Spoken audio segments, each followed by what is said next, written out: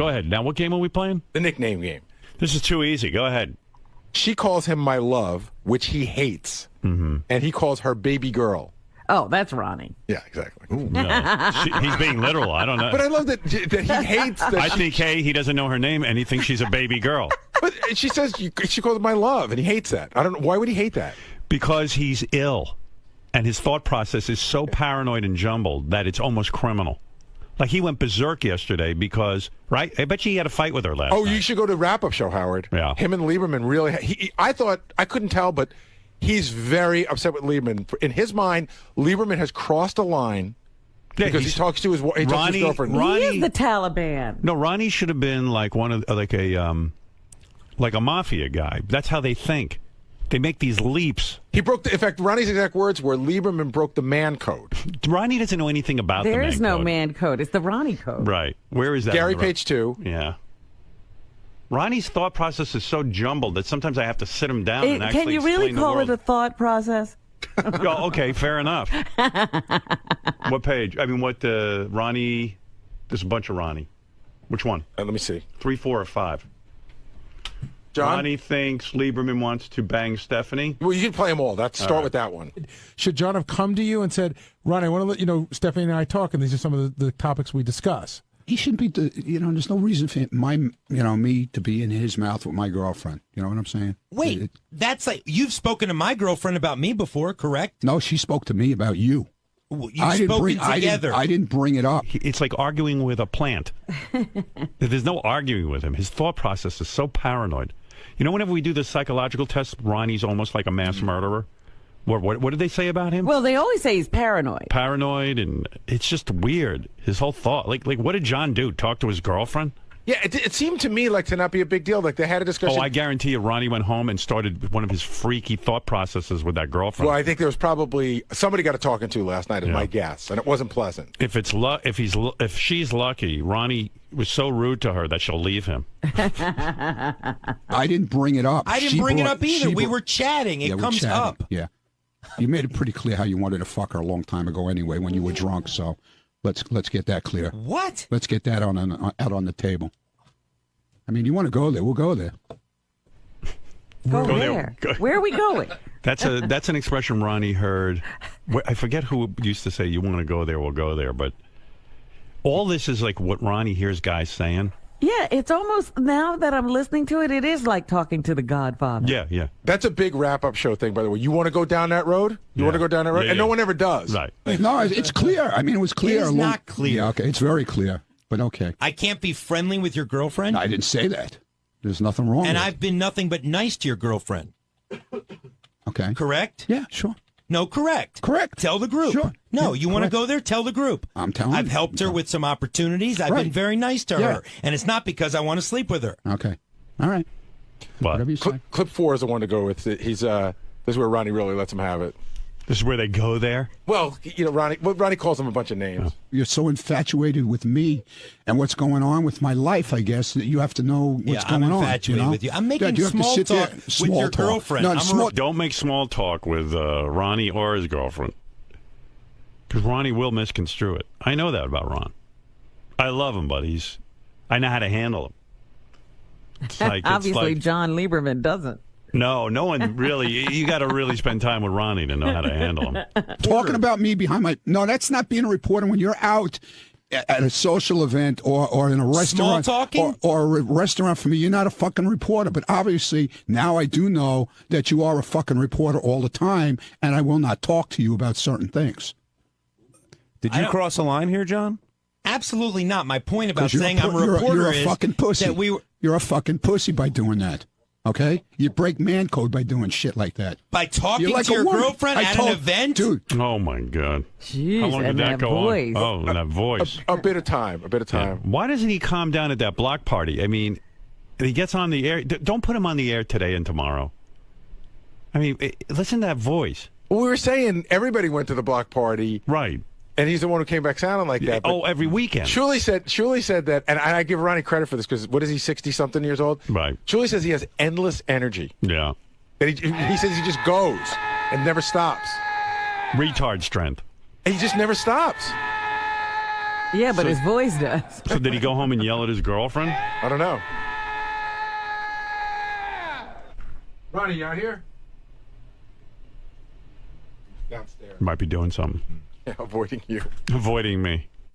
Ron, real quick, did you beat your girlfriend when you got home? What? Wait a second. Sorry. Go ahead. No, I didn't beat my girlfriend. No? Everything all right on that front? Yeah. I found out Lieberman was, like, trying to get to my fucking head, supposedly. So you had to talk with her? No, I asked her what happened. Right. And she said she never really said any of that shit to him, that he was fucking just trying to get to me. But, you know. And he did. He wants to be a washwoman. It's okay with me. How did you discipline her? I didn't. Stop it. I love he's the calm Ronnie. Calm Ronnie. No, I didn't. Like you were all worked up. What did Lieberman do wrong? He spoke to her? He spoke to her, and she said that Ronnie's tired. Yeah, and that she needs a younger guy. You know. Here's Lieberman. Yeah. Lieberman. Lieberman always said he was speculating about the younger guy. What is that? I'm done with him. I don't want to talk to him. Oh my! He's an asshole. He really is an asshole. John, what did you do? I mean, what he did yesterday is the stupidest thing ever. Did he break the man? Trying to get to me like that, telling me lies like that. What lies did I tell you? She never said that, dude. She said on the air yesterday that she said that when she called in. No, she didn't. She didn't say that. She said I was tired. Yes, she And that absolutely she wanted did. a younger man. You fucking idiot. The younger man thing I was joking You're a about. fucking idiot. Go play with your own girlfriend. Don't worry about mine, okay? Well, don't call me a liar. I'm not a liar. And you are a fucking liar. Don't call me any more names. I don't appreciate you on the wrap-up show personally attacking me. That's right. Too bad, man. Don't attack me. How did I attack you? You're blaming me for your girlfriend. I go out Howard, to dinner with this guy. In all fairness, wait a minute. I go out to dinner with this fucking asshole, Yeah. and he's telling me how he's putting information together. He's a reporter 24/7. What? That's what he tells me. Ronnie, you're not smart enough to understand what I actually said. I know you exactly take what I you say said, and you moron. misconstrue it. No, I know exactly what you said. Okay, Howard, I'm not going to have this argument with Ronnie because I'm gathering it doesn't. information. That's what you told me. That's my job. He's making it like I filled out the form and said I wanted to sleep with Stephanie. He's angry. You're channeling your anger toward me. Your girlfriend filled out. Your girlfriend filled out the form. You fucking lying motherfucker. That's what I'm angry at. I don't call you names, do I? I'll call you whatever I feel like fucking calling. Oh, you will? Yeah, I will. You will not. What are you going to do about it? What are you going to do about it? Oh, now you're threatening me? No, I asked you what you're going to do about it. You act like You're a 2-year-old. fucking idiot. Oh, I am? Yeah. How am I? How is he an idiot? Wait, you think I'm an idiot? Yeah, I do. What right do you have to call me an say idiot? Whatever the fuck I want, just you like can? you can. Just like you can. I have never once called you a name, Ronnie. Well, I have never once criticized your intelligence. It's true. It's true. He's been very, very cordial. I will talk to you in the course of my job. You're calling him talk to me in the course of my job. I said I will talk to you in the course of my job. At a fucking restaurant, that's your fucking job? That's not what we're talking about, that's Ronnie. what we are You said talking do not about. speak to you, and I said I have to speak to you in the course of my job to ask you questions. Fine. And in fact, why don't you go ask anybody out there? You're belligerent to me on a daily basis out there when I'm trying to ask you questions. Not to mention bumping me in the hallway. Do you remember doing that the other day? Yeah. Do you remember that? Oh, you can't take a little joking around. Now all of a sudden you're Now I can't take joking? Okay. All right. Well, Whatever. you can't take joking either. Yeah, I'm done with him. You can't take joking either. Yeah, okay, I'm you done. shouldn't be bumping people in the hall. I'm done. And I love how he takes off the headphones. I'm done. Yeah, he's done. He takes off. I'm done. I'm done. I'm not going down that road. He's a tough guy. He's a tough guy. Well, he resorts to personal attacks. I'm an idiot. I'm a washwoman. I'm not a fucking tough guy, okay? You sound like a tough guy. No, I don't fucking feel what he did yesterday was fucking idiotic. Can you explain? What did I do? You fucking lied. How? What did I lie about? What you said. Well, you did say he was tired. Which is true. She told me that, and she said on the air that. When we were talking, she said, Ronnie's been traveling around. This was a few months ago. We went through this. Are you going to fuck Stephanie? No. Right, that's a ridiculous question. I'm putting it all out there, man. You want to go there? I'll go there. Okay, let's go there. You want to go there? Let's go down that road. Ronnie? There he goes again. What road are you fucking going down? You want to go down that road? Huh? I have nothing personal against you. Yeah, you do. But all you do is call me names. Jealous motherfucker. I'm jealous of you? No, not of me. Do you think he is jealous? Honestly. Well, why is he fucking on my case like that? For what? How what was the purpose? Well, what was the purpose? He was dragged into this when your yeah, okay, girlfriend fine. That's fine, okay? Right. She picked it. She wrote it. I don't give a shit about that part of it. Okay. He doesn't have to be an asshole and say, "Oh, well, of course she always tells me she wants a younger man." Fuck He you, never dude. said that. I'll run rings around Well- you any day of the week. Okay, Ronnie. Okay. Can you fuck better than him, you think? Yeah, any day. All I'll right. fuck his girlfriend. She'll be standing. Her fucking hair will be standing up. Oh, that's talking nice. about the hair That's on- right. Are you talking If about- you want to be an asshole, I can be an asshole too. You talk about the hair on her arms? Okay. Want to have a fuck contest? You want to be an two? asshole? I'll be an asshole. Ronnie, the difference is there is no difference. you step way over the line. Yeah, I and now step you're way over the talking line. about sleeping with my girlfriend. I never once said. How about a fuck contest? Seriously. Sure. Okay. Go ahead. Big shot. You fuck Stephanie. Bring it out. He'll fuck your girlfriend and see who fucks better. Then we're going to be back in here with a whole new Let the girls decide. problem. Let the girls what's that decide who problem? fucks better. Ronnie's confident in his fucking. One thing. Yeah, but Ronnie's never going to touch Stephanie again after he's been with John. She's been with John. Well, you can't take it out on Stephanie because you're going to fuck his girlfriend. That's fine with me. Good. You're sure you can handle this? I would not subject my girlfriend to that torture. You guys going to wear condoms for this? I would suggest no condoms. No. No condoms. Absolutely I'm riding not. bareback. None. Oh, my God. None. I'm going in commando. That's right. Oh, Well, John, Ronnie says he's up for it. I'm not up for it. No. You're gonna do it? No, this is the most ludicrous thing I've ever heard. Especially because yesterday he's calling me a washwoman. I mean, this is the thing. Ronnie can't argue rationally, so he resorts to just name calling. So yesterday he called me Well, idiot, washwoman, this That and shows that. limited arguing abilities. Limited intelligence, I would Right. say. Okay. Right. Just Well, stay no, away from you me, don't John. have to call him Don't names. fucking hang out with me. Don't talk to me. Stay away from me. Okay, If I'm that's the saying way you okay. feel, I'm an idiot to you. That's fine. I did. Fuck you and the whole fucking deal. What deal? What does that mean? What deal? That's What cryptic. deal? What He deal? walks away after saying, You talk about the fuck contest is off? He'll be back. Is there anything you want to say, John, now that you are alone? I think he just said it all. I think you see what we're dealing with. God bless you for dealing with him for the past 30 Well, years. he does make a point. You did kind of say that Stephanie said he was tired. He says Stephanie But didn't. that is true, and she said it when she called in yesterday. Right. The whole Howard. it was all based on how right, much all right. he When was you look, just traveling. quickly, when you look at it rationally, Right. she started going to these block parties with him to Right. spend more time with him because she was never seeing him, and that was the whole Which is basis. beautiful. He Which took is that a good thing, and he Right. took it. Yeah. All she said to me was, "I love Ronnie, but I'm not seeing him enough." Boom, boom, boom. That's all I said. And you it- said, hey, he should spend more time with her. that's all I said. Right. And now he's But he talking never, about. ever said that she said she wanted a younger man. It was always implied. She wants Ronnie. Clearly, she wants Ronnie. What else? Why else would she be Why with is he him? so upset? That's my. He's upset because she wrote my name on that piece of paper, and at the moment that she put that pen to that paper, his life changed forever. Oh, Right. dear. Well, this game is a very scary game. It's What? a tough one. I guess she's attracted to you because you are a good listener. Maybe Ronnie needs to listen more. Maybe I'll go give Ronnie some tips. I'm sure that'll go over well in the hallway. I'm going to go give Ronnie some listening tips. Let me ask you something, John. You and Ronnie get into these things all the time, yet obviously you're friends outside of here and you go to dinner together.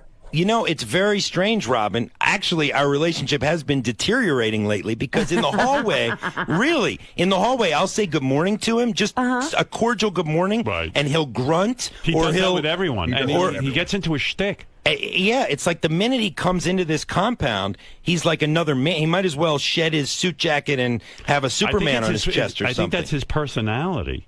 Because outside of here, I really like him, Yeah. and he's nice, and we've had nice conversations. But in here, he is like a monster. Well, the game, if anyone's keeping score, the game is who would my woman have sex with? The game is 1-for-1 in fucking up relationships, so it's a good game, right, Robin? It's a very good game. Absolutely. Fireworks every All time right. the game is played. John, good for you. Playing the game well. Ronnie, can your relationship with Lieberman be restored? Where are you going? Ronnie, where are you going, man? Uh-oh. Oh, there's Jason. What's the latest update? Ronnie just grabbed his coat and left. He left? Well, I left the compound. And there's What are no you guest talking about? today, so he didn't go downstairs to help anyone up or He's anything. got to do security. I don't know where he went. I was like, where are you going? And he just... Wow. And we have Why a bit does in he about get 10 hot minutes. under the collar? Wow. Well, all right. He got hot under the collar. Over nothing. I'm not sure what they're fighting about. In the spelling game, see if he can spell Lieberman. All right, John. I hope Ronnie's all right. He's fine, because nothing really happened.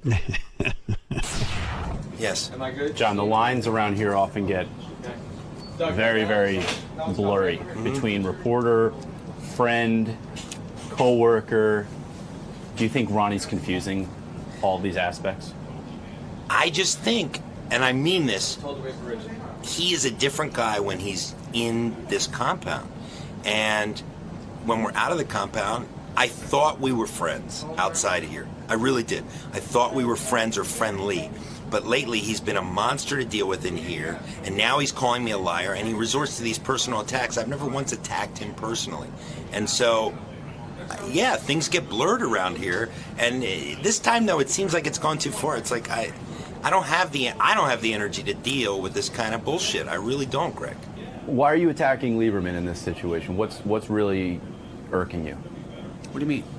What aspect of it? Because it seems Made like up lies, okay, to get to me, okay? That's why. Can your relationship with Jon be Nah, I'm repaired? done with it. You don't need friends like him. I really don't care if you talk. I talk to him. I don't talk to him. I really don't give a shit. You know, he's all about work. Obviously, he says because when I confronted him about do you work 24/7? We went when you go out to dinner with me. Obviously, the conversations that you have with people, are all news all the time. I guess so. The microphone is never turned off, No. in your opinion. He's gathering information. That was his answer to me. That's not a friend. I'm sorry. Robin, I hold in my hand an envelope, and this envelope contains, I don't know, about 10 envelopes. Ronnie went crazy. Jon Leiberman and Ronnie not talking to each other. Did Ronnie ever return to the compound, or is he still missing? Is he still MIA? I ran in here. I didn't see him come back yet. Wow. He's back. He's back? Where'd you go, Ron? I get my phone. What? Went to get my phone out of the car. Oh. I thought, John really got to you. All right, Ronnie and Jon went at it after this game yesterday. I don't know if we'll see the same fireworks. No, I think most of the people will have more of a sense of humor than Ronnie. All right, I'm holding in my hand the envelope. Let's see who it is. Jason. Anybody care about Jason Kaplan, or should I just rip this up? I care. Do you care who Jason's wife would fuck? I don't. I sort of do. All right. I also care who she wouldn't fuck. Do you want Jason to come in? Yeah. I meant to tell you yesterday, we probably should have the wives on the phone when we do this. Wouldn't that be better? Okay. You know what I mean? All right, I'll get her on. I'll get her on right now. Nah. It's just we never know when we're going to do it, and everybody's wife is available at a different time. Right. Come on in. Do we care who your wife's going to fuck? I so don't care who your wife would want to fuck. Dude, I only played this game because Sal handed me the envelope. Who do you think she wants to fuck?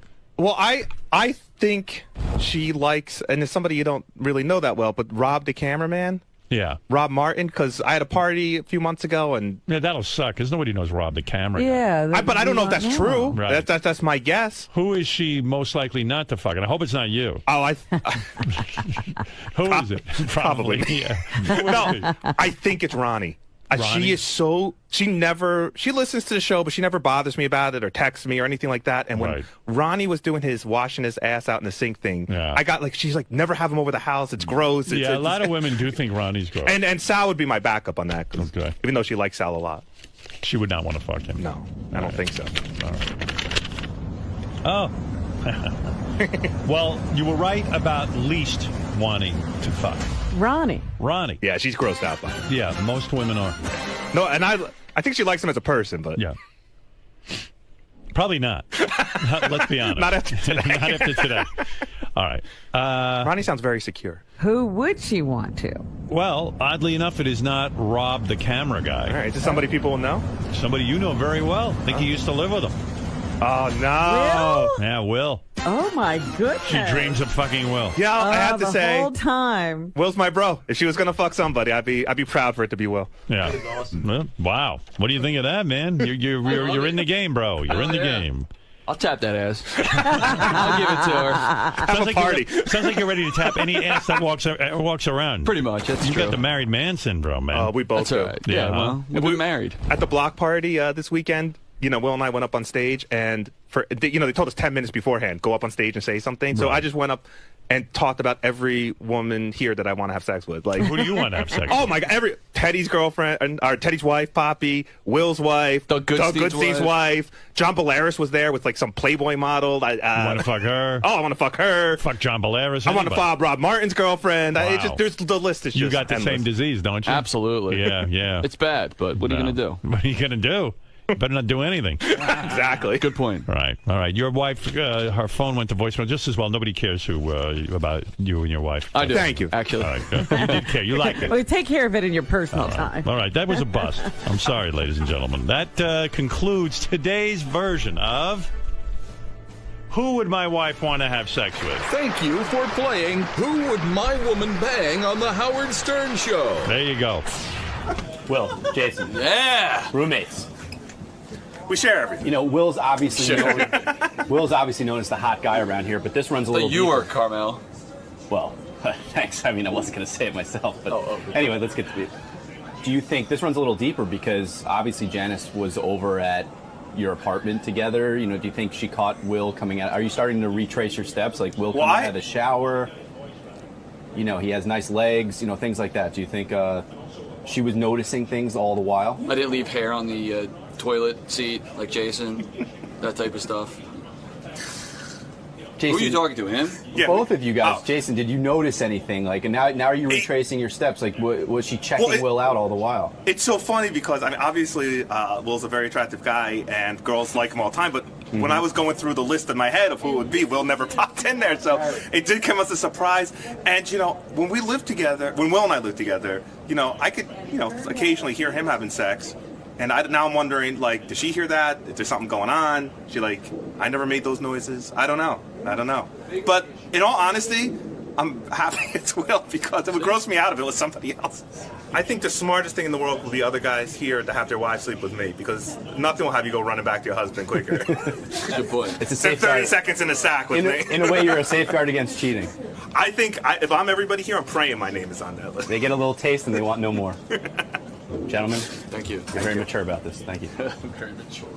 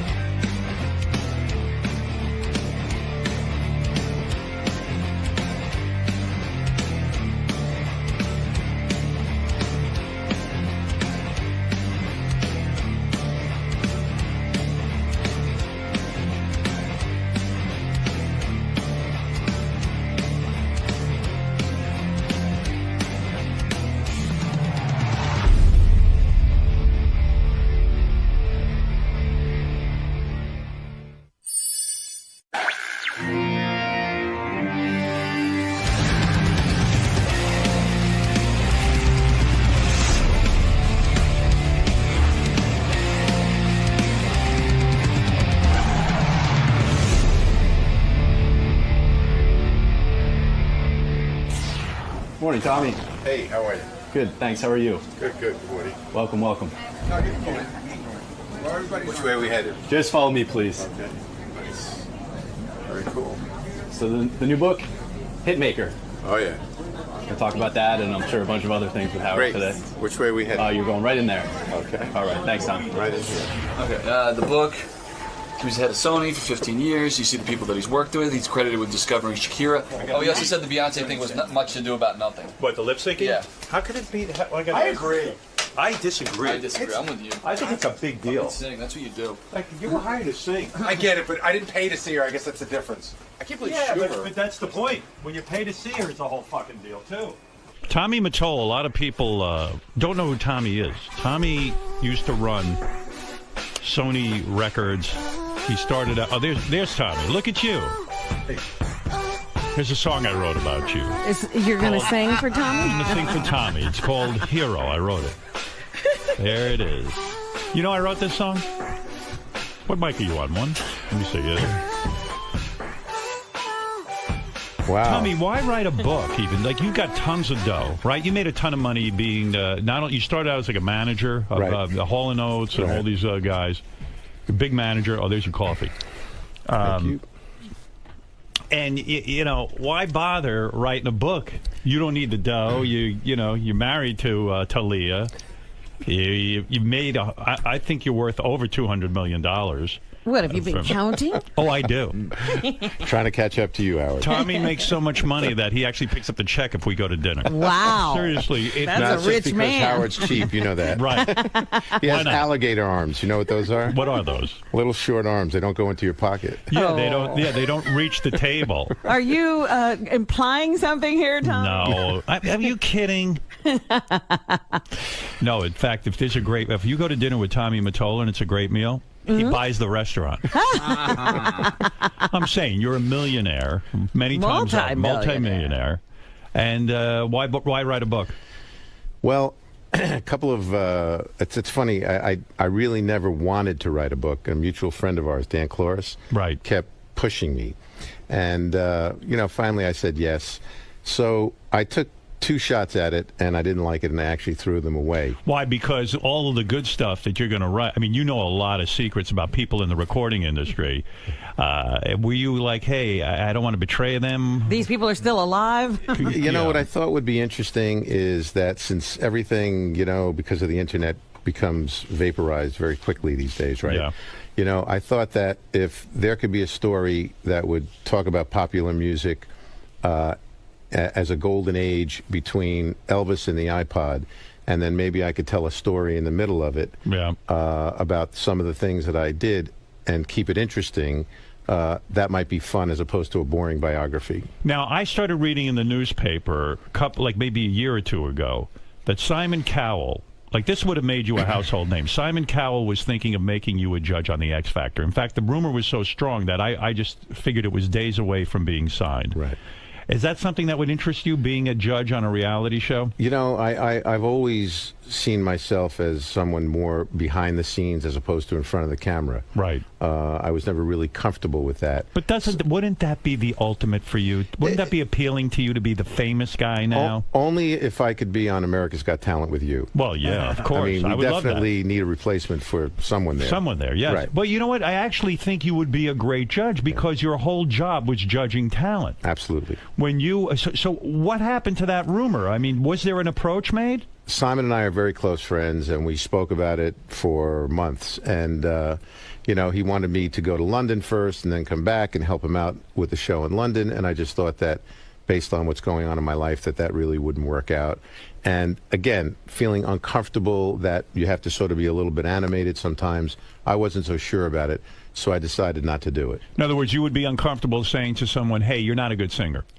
I wouldn't be uncomfortable with that. I just would not want to be not myself and have to be animated beyond, what my normal personality is. Yeah, in a sense that you're a pretty laid-back guy, you would have to sort of push some sort of agenda and a personality that maybe isn't in you. You're on TV. You don't want to see like a lump of, garbage sitting there. Right, and you could be a lump of garbage on TV and not pull it off. That might be cool, though. What, to see a lump of garbage on TV? Haven't we seen enough lumps of garbage on TV? Tommy doesn't want to be that way. So when did you write that song, by the way? What, Hero? Yes. Well, did you write that about me this morning? Do you think that when you wrote this book, Mariah Carey is sitting there like nervous that you're going to say something about her that's, you know how she is sexually, you could write a lot of stuff about her as she could about you. Well, all I said was nothing but complimentary things about her talent and about the realities of the situation, and took full responsibility, in fact, for a lot of things that, have been written in the past. Yeah, but didn't you take the hits like Mariah will go around saying, hey, Nick Cannon's the first love of my life. Did you read that quote somewhere? Yeah, well, I'm happy for her. That's great. Nick's a great guy. Right. I love Nick. But that's saying to you, I think, hey, Tommy, I married you, but I never loved you. Do you think that's accurate? Look, the pressures that were put on Mariah at the time that she was 19 and 20 years old were extraordinary. Right. If you can imagine a person that age being thrown into a whirlwind of business people surrounding her, sort of telling her what to do, trying to guide her and direct her, and then all of a sudden, upon the launch of that first album, becoming the biggest superstar in the world, and then having that continue year after Tremendous year. pressure. Tremendous pressure. And you know what's and weird? Of course, feeling, the feeling of being controlled and all the things that she's always talked about. When you have that many people coming at you, including your husband, right? Right. You can certainly feel like those things are overwhelming. So I totally understand it. She accuses you of being controlling. Like, you literally would tell her what to wear. You would tell her what songs to sing. And in a sense, though, couldn't you make the argument that that's what made her successful? Having the president of the record company, a guy who had molded all these careers, taking that much interest in you. Yeah, you're a control freak, but is that so bad? Yeah, I think anything can be taken out of context. I didn't write the songs, first of all. She did. Right. I helped make the records, okay? Those records all became #1. But, at making suggestions about what to wear after having the experience of all the things that you go through. Right. And dealing with all of the artists that you deal with on that way. Right. And if you have an upbringing where there are no boundaries to begin with, and then people in your life, not only myself, but everybody surrounding you. Don't forget, this was a giant corporation. I had 14,000 people working there. Right. There were at least 50 people constantly dealing with all the stars. So all of this was coming at once. Yeah, but if you're the president of the record company, and I'm another artist, I'm not Mariah Carey, but I'm with Sony, I might have been like, you know what? Tommy's consumed with Mariah. I'm not getting his attention at all. I bet you there was a lot of jealousy back then. Like Cyndi Lauper, she's very critical of you because you didn't pay enough attention to her. I mean, you must have been getting that from all sides, being married to Mariah Carey. It's probably a recipe for disaster for you and for her. Well, let me go through the list just for a second, okay? I mean, if you want to deal with it just from the female diva point of view. Right. So there was Mariah. Right. There was Celine Dion, who sold even more records than Mariah. Right. Gloria Stefan. Right.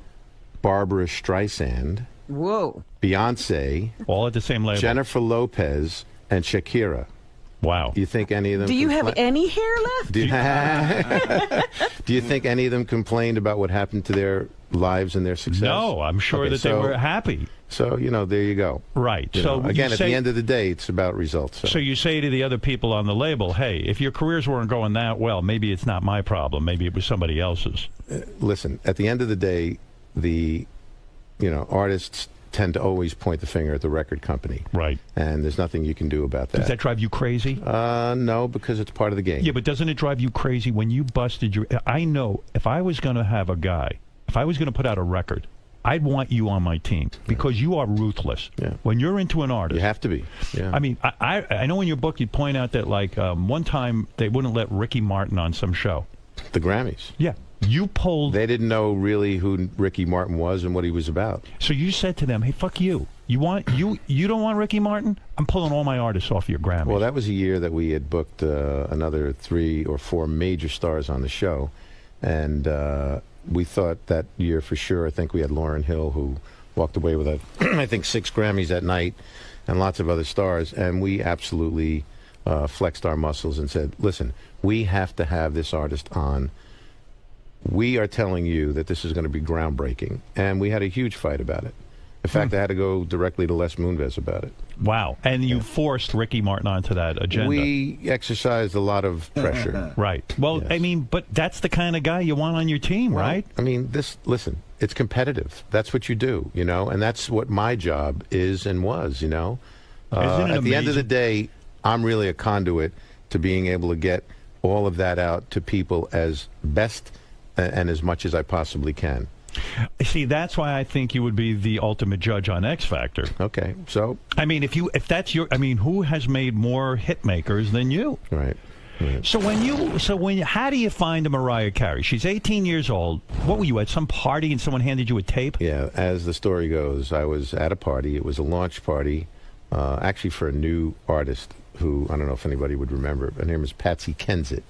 I know the name. She was an actress, wasn't she? She was an actress from Australia, exactly. She wanted to have a recording career? She wanted a recording career. And so she had a group, and so we went there for a party for her launch. Right.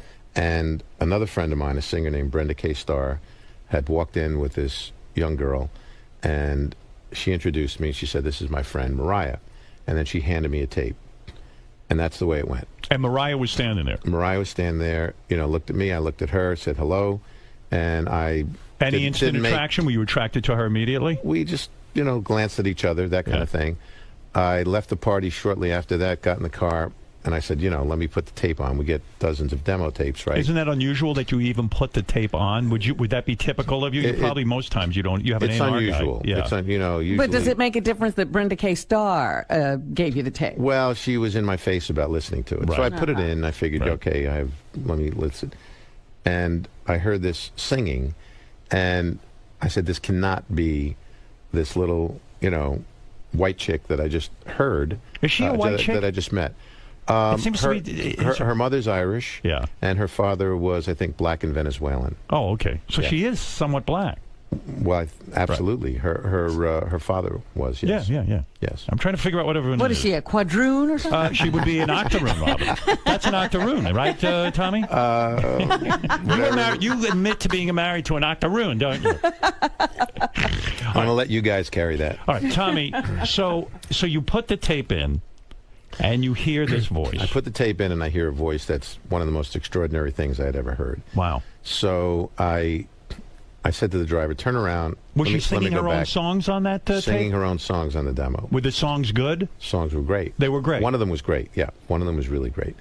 So, but the voice was outstanding. Right. Turn around, go back to the party. She wasn't there. Mm-hmm. So then I go crazy the next day or two trying to find her. You're yelling at people in your office, find that girl, like Cinderella. Yeah, exactly. Right. And finally, we found her, and then she came up to the office with her mother, and point blank, we said, listen, we don't want you to leave the building. Go get a lawyer, and we'd like to sign you right away. Wow. Yeah, what a story. It was that simple. And there was another record company interested in her. They had offered her $20,000 to sign, right? Supposedly, yes. And you offered her $50,000 to sign. Well, it was more than that. So you got Mariah Carey for a song and a dance, right? I mean, Sony, how are you not still the president of Sony Records? I mean, you bring in Mariah Carey, you brought in Beyonce, you brought in all these artists. Right.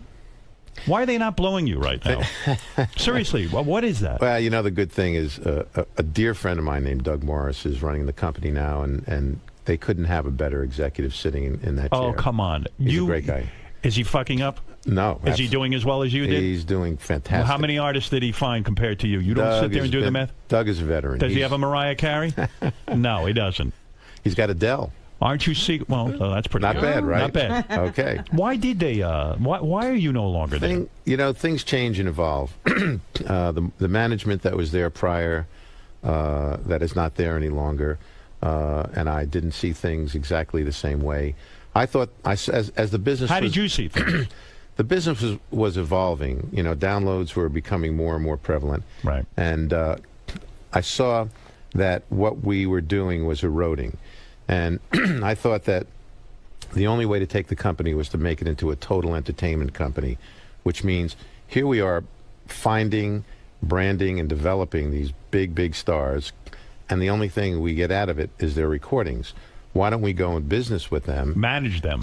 Well, not even manage them, but, become part of their brand, own a piece of their brand, do their touring, book them, and in fact help become part of the whole 360-degree. In other words, it's not easy to make money just with selling CDs anymore. The decline, it's almost impossible. The decline had begun. Can you believe what happened to the music industry? Is it shocking to you? It's shocking, yeah. It is. It's shocking because in the beginning when Napster came about, everyone just thought it was this mosquito that was going to bite you and nothing was going to happen. But of course it was an elephant and it stomped on the whole industry. You fought Napster at the time. Are you sorry you did? We all fought Napster. Right. Everybody in the industry, all of us got together and thought okay, let's just get rid of this because, we don't need this in our lives. And foolishly, we should have embraced it.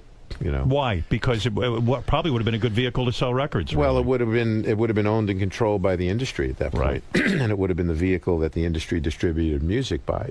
And then similarly, the people running Sony at the time, we had a possible alliance with Steve Jobs, and we probably could have had some sort of a partnership with iTunes. Right. We would have been there with him.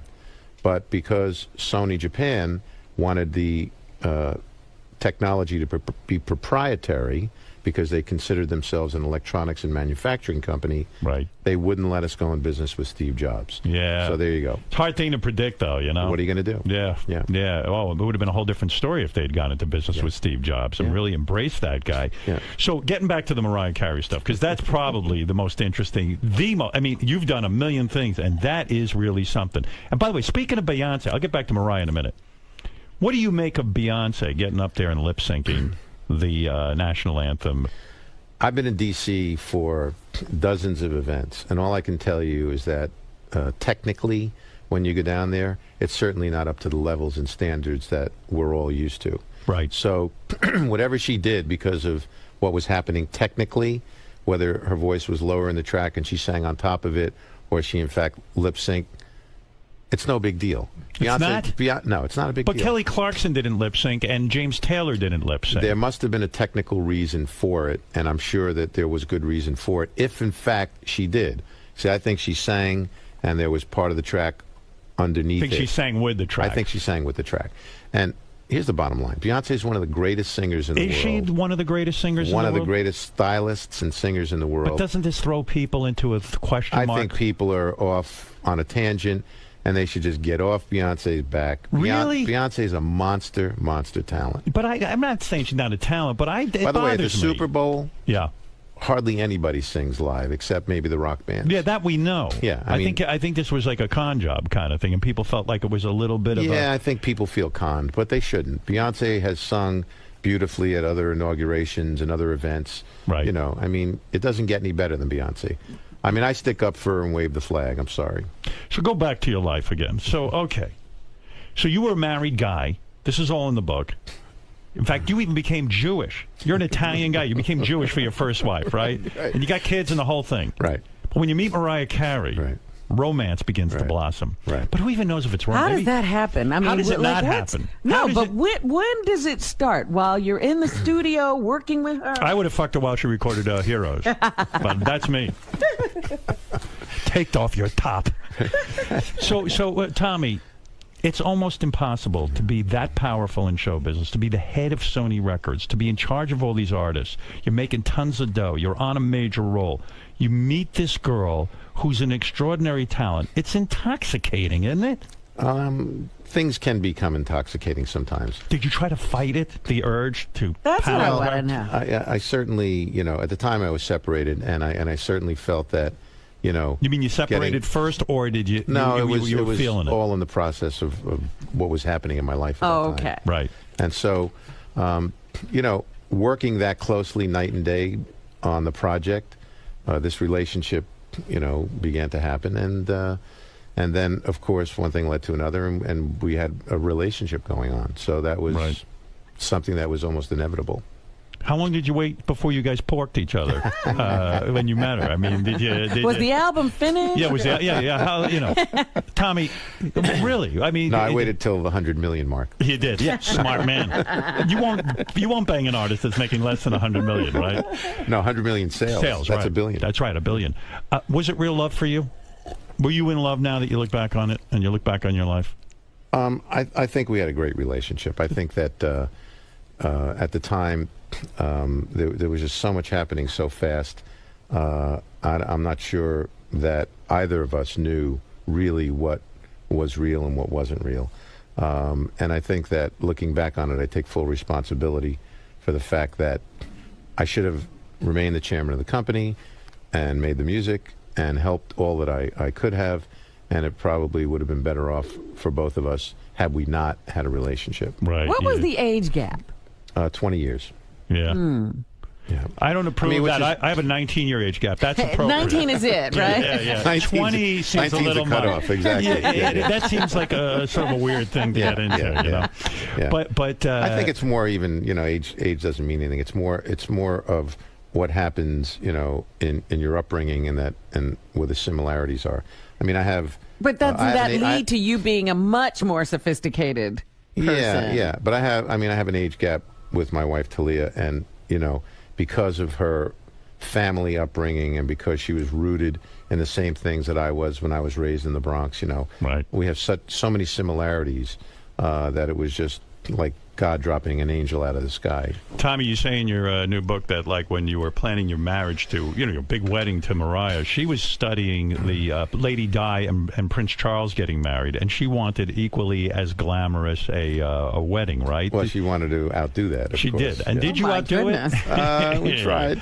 Yeah, I mean, every aspect of your life was big. I mean, and you had big celebrities there. I mean, who was there? De Niro and Streisand, and I mean, everyone was there, right? Lots of artists from the label were there. Was that embarrassing to you in a way? Was that too over the top? It was overwhelming, because you feel sort of like, I don't like the artists to have to do anything that, they feel compelled that they have to do. Right. Do you know what I mean? For like an image. Yeah, and because I was running the company, I think they felt compelled that they had to be. So I always felt awkward about that. And working for the Japanese, I imagine they like a humble guy. They don't want a guy who shows off too much. They like a guy who hides under a rock and who goes in every day right. like an ant in an ant colony. And gets it done. And that's it, and that's all their culture is about. Did they ever come to you at any point when you were in the midst of Mariah Carey and this big royal wedding and the whole thing, they ever say, hey, Tommy, we love you. You're making a lot of money for this company, but can you calm the fuck down?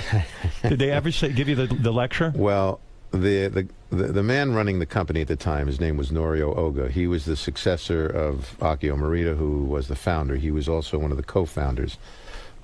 He was a musician, right, and an opera singer, and he got commandeered by Morita to come into the company because he also was an engineer. Okay, so long story short, music was at in the root of his soul and his heart. So he appreciated everything that I did. Right. And he understood sort of, I guess, the emotions that go along with that. And we were wildly successful at the time as a company. So everybody sort of embraced it. And were they happy about it? I'm sure they were not. They were probably very uncomfortable about it. And they let it be known? They did not let it be known. Do you have to learn how to bow when you work for the Japanese? Do you bow when you meet your masters? I mean, seriously, do you have to, like, bow down and everything? You do a little bit of the formalities, yes. Yeah. I mean, I had to go to Japan quite often. I was there, like, every few months at one point. And do they teach you how to bow and stuff? I mean, seriously, you got to learn Japanese culture, right? They teach you how to, do all of those things. Yeah, well, I mean, you were tremendously successful for these What's guys. the protocol? I mean, do you bow lower to some people? Do people bow lower? I mean, I really, how do you get that down? Depends on how big and important they are. You work with Hall & Oates, Bob Dylan, Michael Jackson. You say Michael Jackson is the greatest artist you ever worked with in terms of talent, raw talent, right? Michael Jackson certainly, he had it all. I mean, dancing, singing, writing. But how odd a guy. I mean, like, you had personal interactions with this guy. You had to. I worked with him for 15 years. Sure. I mean, how bizarre. I had one meeting with him. I thought he was out of his fucking skull. I mean, honestly, I never saw anything like it. Well, Michael was a true artist. He was odd. He had oddities, of course. Is that what a true artist is? Are true artists odd, Tommy? Here's the thing: you have to think many of them. Yeah. But if you think about his upbringing and what he went through from the early age of 4 or 5, and going through the whole Jackson 5 scenario and dealing with that family and the father and the jealousy and the things that they put him through. Yeah, but when you're working with him, do you ever have to sit him down and say, listen, we're in the business together. Yeah. You can't look so fucking white. Stop dyeing your skin. Stop getting the nose jobs. Do you ever have to sit down and lecture an artist? Well, it wasn't for me to be judgmental about that. I could comment on the music. Right. That was my job, but certainly, Do you ever feel intimidated commenting on music to Michael Jackson? Not really. No. You say, fuck it, that's my role. I mean, at the end of the day, the axe is going to fall on my head if it's not successful. And obviously, did you ever walk in a room with him and say, Michael, this song is shit? No. But what you would try to do is say, listen, you think this arrangement could be like this, or you think it could be changed like that, or what do you think about this song being the first single and not this one? And what if he says, no, fuck you, Tommy? Then we had his wish was our command. At the end of the day, you have to bow to him. At the end of the day, you're there to serve the artist. Right. Did you ever hear his real speaking voice? Tommy, I'm going to do something right now. I really talk like this. Right. All right? You want me to change my song? Fuck you. Yeah. I heard it many times, especially 3 a.m. sometimes when my phone would ring when I'd be sleeping. Unbelievable. And it would be, Mottola. Yeah. It's Michael. Of course, you think it's somebody pranking you at first. And you go like, what? So here you have ultimate respect for this guy. You guys make a lot of money together. And then you have this horrible falling out. Like he went public. Tommy Mottola is a piece of shit. Fuck him. The devil. Right. You ruined his... What album was it that he... Invincible. Invincible. Like Right. how much money did you pump into Invincible? Well, the recording costs were tens of millions of dollars. Which and is then insane, right? And then the marketing dollars were tens of millions on top of that. Invincible... The normal cost, expensive cost of recording an album would be $1 million. Yeah, I was going to say, what do you spend tens of millions of dollars on? What do you do when you start seeing millions of dollars? You know, going into Michael thought that everything bigger was better. Right. And, you know, he was allowed to do that. At But the end how of did the he day, spend $10 million? Yeah, I mean, what what did was he it? do? there would be 6 recording studios going at a time. Wow. In different parts of the country or different parts of the world, right? Mhm. Multiple producers, multiple songwriters. There was one situation where I went to see him in Miami, and the whole studio was booked. And, you know, I walked in the studio, and no one was there. I walked through the rooms. Right. And the lights were on, but nobody was there. And then somebody told me he's out in the parking lot in a remote recording truck. Oh. So he preferred to sit in the truck and listen back as opposed to being in the studio. But, you know... What the hell? And ultimately... At the end of the day, you know... Ultimately, though, isn't he killing himself? Because that $10 million is going to be charged against his profits. It's all his money. Right. All of that was his money and his royalties. But he chose to spend it. So, you know, when it's Michael Jackson and the guy has that much success and that much talent, if he chooses as an adult man to spend and invest his money that way, you do everything you can to tell him that it's being extravagant and possibly wasteful. And if he doesn't want to hear it, then you go along with it and you do the best you can. Right. And when all this child stuff went down, where it was, you know, whether he's a pedophile or not, at some point, are you just pulling the hair out of your head? You're like, my God, this guy is a commodity. This is a guy, he's an artist, but Jesus Christ, at the end of the day, he's a money machine. And it looked like it was all going down the tubes. You were, and you have him signed to a contract. Right. And what do you do? Well, look, we had to deal with all the fallout around that, and what our job was to support Michael, and that's what we did. I mean, what do you do when those kind of allegations are swirling around an artist? What do you do? How do you spring into action? We had our publicity machines out there supporting Michael and not being judgmental about anything. Did you ever feel? Well, did you ever feel? Well, maybe this guy is a pedophile, and I've got to maybe distance myself from him. No, I never distanced myself from Michael. Ever. You always believed in his innocence? I always believed in him as a person and as a talent. Did anybody? And I was never. Truthfully, I was never judgmental about it because, you know, my feeling is unless you actually see something and see somebody, I don't care about hearsay. People have hearsay about everybody, about you, about me. Would you send your kids to his house? Hell no. Hell no. Hey, Robin. Good question. Let me tell you, Tommy's protective of his kids. I'll tell you a story real quick. I was at a party somewhere years ago. Tommy's daughter, one of his daughters, very, very beautiful girl, gorgeous girl, very, very attractive. A friend of mine started hitting on her. And I'm watching this whole thing go down. And I know Tommy's the father. When was this? I never told you this, did I? No. And I don't know. I look like maybe things could get romantic. I pulled my friend aside. I said, I'm gonna do you the biggest favor of your life. Tommy Mottola will kill you. Get away from her immediately. I don't approve of you being with her. So Tommy sure as hell is not going to approve of you. You know you're a lowlife. Who was the guy? I'm not going to say. Okay. I'm not going to say. Calling him a lowlife. No, I told him Tommy would never approve of you. I was honest with him. That's funny. And Tommy will beat you up. That's funny. And so just forget her. He goes, oh, she's really attractive. We're having a moment. Maybe I think she might be into me. I go, she's not into you. Where was this? Oh, my God. It was so many years ago. I'll call the guy and I'll find out. But I would never give you the name because you probably just haven't beaten up anyway. You know, you have a tough guy image. People think you're in the mafia. People think you have the ability to have people wiped out and killed. Where did all that come from? And maybe that's a good thing. I think you know, if you have a name that ends in a vowel, and if you're born in the Bronx and you come up, you know, the hard way, the way I did, and so many people do, people want to. I want that image. They stick that image. Well, you're like, they think you're like the chairman of Hadassah or something. Yeah. You know, Hey, by the way, you know, they're going to stick that on you. You know, I'm sure becoming Jewish must have ruined that image for a while. Baruch atah Adonai. Right. You really became Jewish. Did you keep a kosher house? Were you like? Why did you have to become Jewish when you married your first wife? It was the prerequisite to getting married. Oh, her father, her family said it. But you were not a practicing Jew, were you? No, but I converted, Have you converted back now that you're married to Talia? I converted back to, yes. Tommy Mottola is now married to a very successful recording artist in the Spanish market, Talia. Right. And she's very hot for me. But I can't act on it. Yeah. She loves me. Secretly. That's right. Are you happy now? But we love Beth, so. Yes. Are you happy now as a married man? I couldn't be happier, and really, I feel blessed. Finally, it took. I feel like it's been a long journey. Yeah. As you well know, to really find the right match. And now you're happy. We have to learn a lot, and it's great. She is hot. Couldn't be better. She's hot. Look at her. Look at that picture.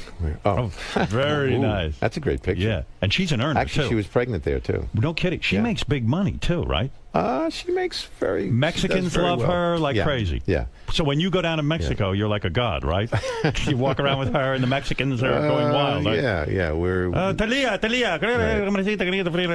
They throw money at her, I believe. Mexico makes me a little anxious and nervous because of all the...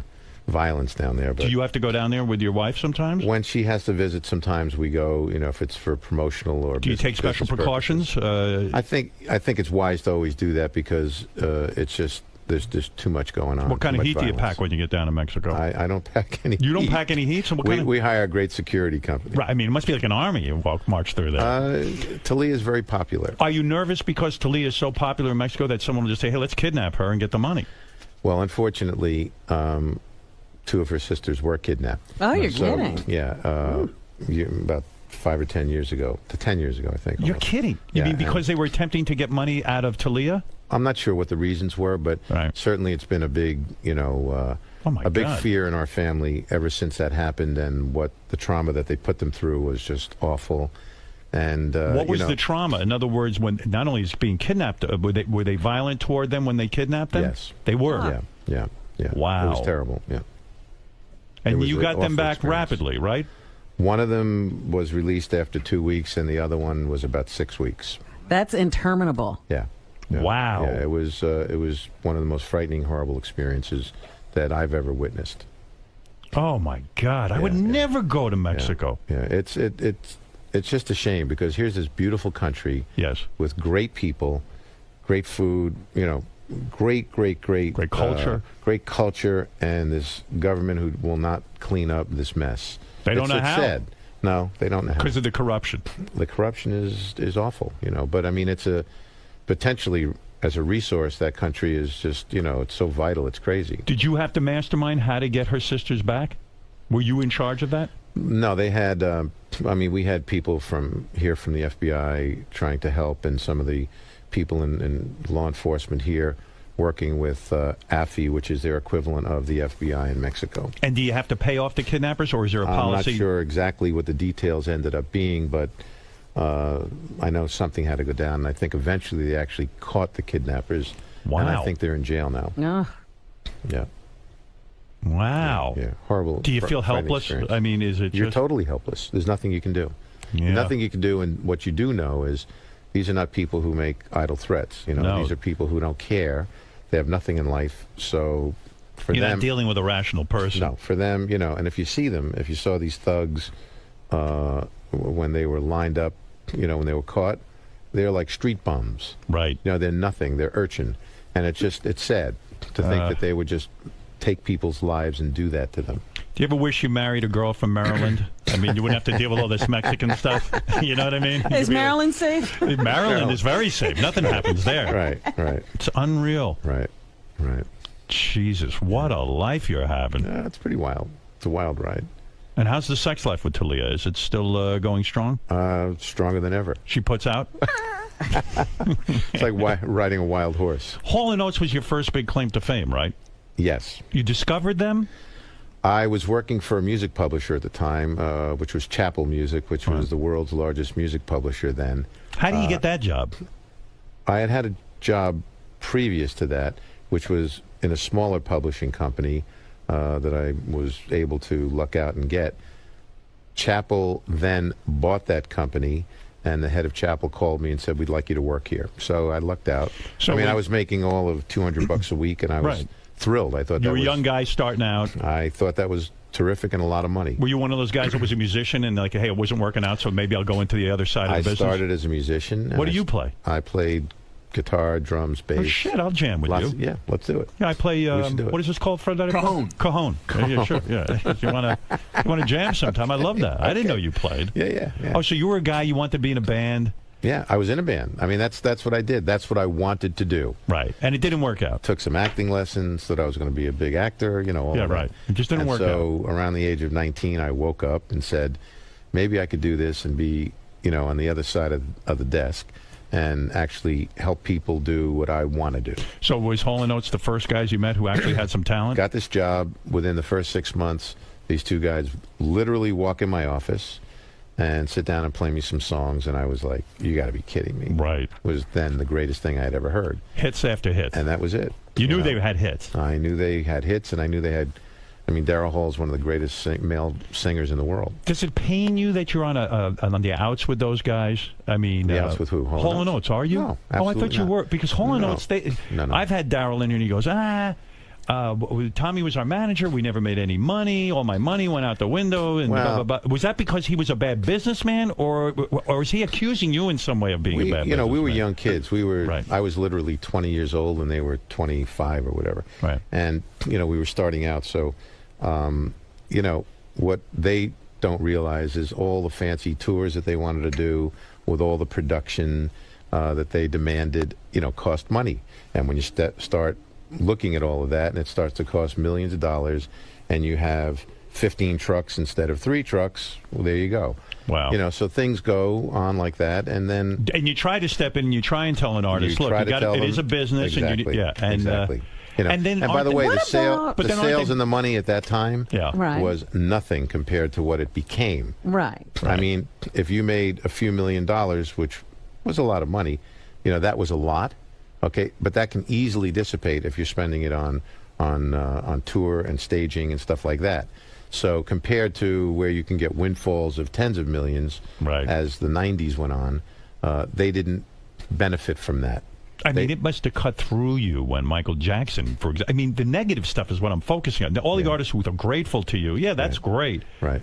But when like Michael Jackson, who you really believed in and you really went to business with, turns on you, blames you for his failure. It's got to be. It's brutal because it's all public. Yeah, I mean, I woke up one day. I was actually sitting out in Sag Harbor somewhere, and and Talia called me and said, you got to come to the television. So I put on CNN, and I see him standing there with Sharpton at this Action Network whatever rally, right? Right. And I see, and he's standing there and he's talking, and it's about black artists in the music business and blah, blah, blah, blah. And then all of a sudden, pulls out this poster. And it's a picture of me with devil horns on my head, right? Oh, and I'm looking at this and I'm going, okay, now what? Then he says this and he says that and he says, you're the devil. I'm a devil, I'm a racist, I'm all of this stuff, right? And I'm looking, I'm going, you got to be kidding me, right? Now, we had released Invincible about a month prior to that. The single had come out probably a month prior to that. Right. Both of them were sort of uneventful compared to his former successes. So, and what had happened between that time with his career? Weren't all those allegations happening? Yeah, everything there was a lot converging. It was a perfect storm. Everything converged at once, and everything sort of fell on him. Tommy, was it a good record? It was an okay record. It was not nearly as good as some of his other records. What's the best record you were ever responsible for? I mean, what is the thing that you take the most pride in your career? You mean of any record? Any record that you put out when you were the president of that record company. Oh, there were so many. My God, I don't know.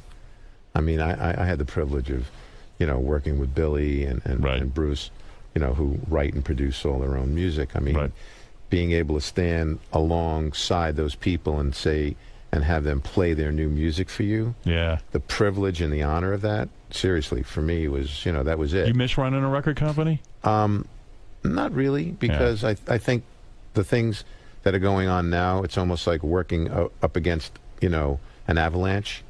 and working against the tide because of what's going on out there with sales. Yeah. You know, if you have a #1 record, you'll sell 100,000, which is like, okay, so. Yeah, like you look at an Adele now, like, who actually got lucky, not lucky, but sold a lot of records. If you take a look at a guy, like even like Foo Fighters have a success. Right. They don't, like, the dollars they would have made. Exactly. Back in the day. Exactly. You know, I mean, it's the continuity and the consistency to develop artists is not the same because the economics will not allow it. Are you on good terms with Billy Joel now? Oh yeah, Billy. Are you? What about I Bruce? talked to Billy. Oh yeah, absolutely. All these guys. Yeah. We had dinner with Billy. I know. Yeah. I'm In fact, we'll probably see him next week. We are going to see him next week. Yeah. See, look at me, Robin. Are you two a couple now? Oh, I go to dinner with Tommy all the time. Tommy and I have fun, and Howard Tommy has the best wine. That's right. Because you know what? Tommy gives it to me. Exactly. Oh, my I make sure this way. It's yeah. I why don't not? blame you. He came over my house. He goes, "Here, why don't you serve this?"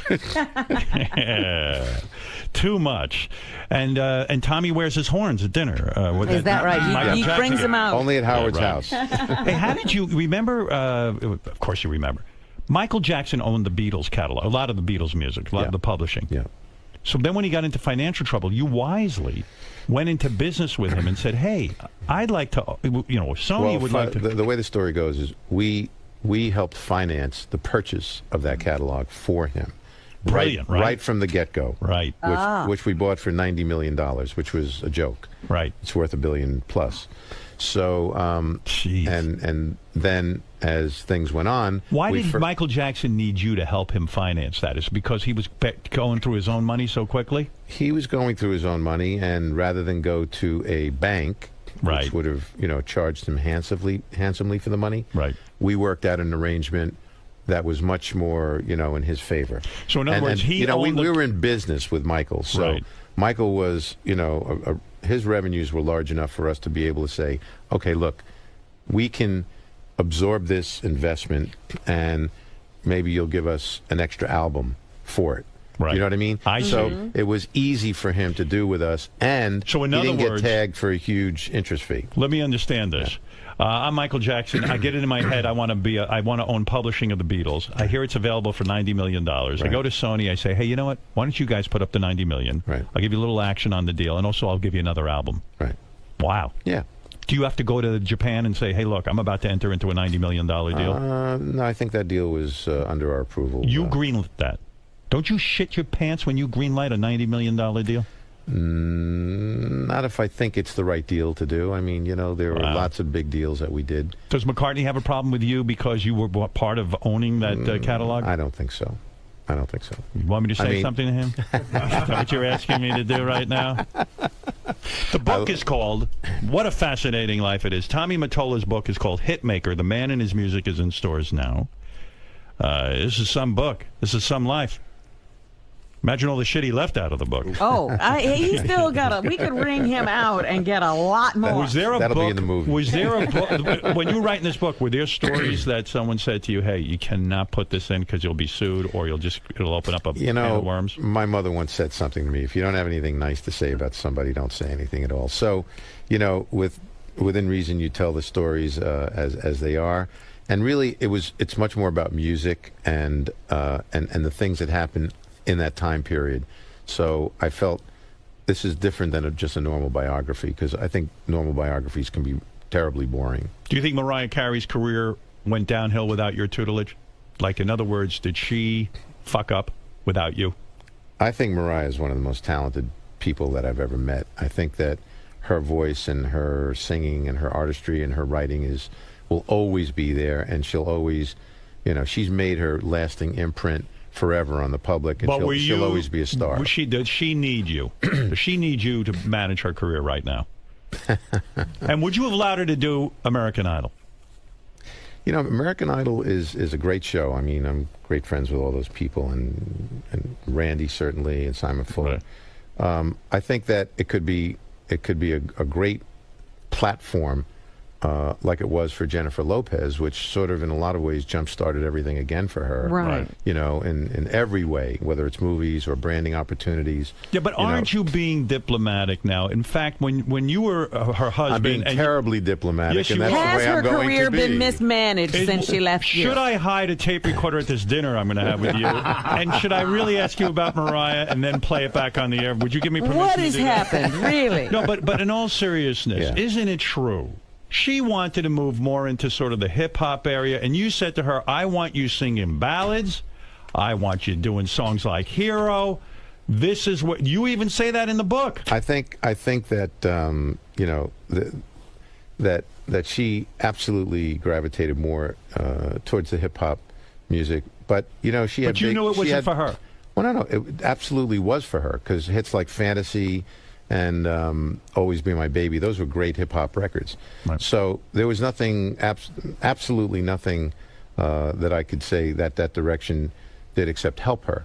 I just think that artists evolve, you know what I mean? And they evolve the way they want. And, you know, since we split up, she's been directing her own evolution, so to speak. Are you know? pleased with her evolution? I think no, she's done, you're not. I think she's done well. What? I think she's done well. We'll see at dinner.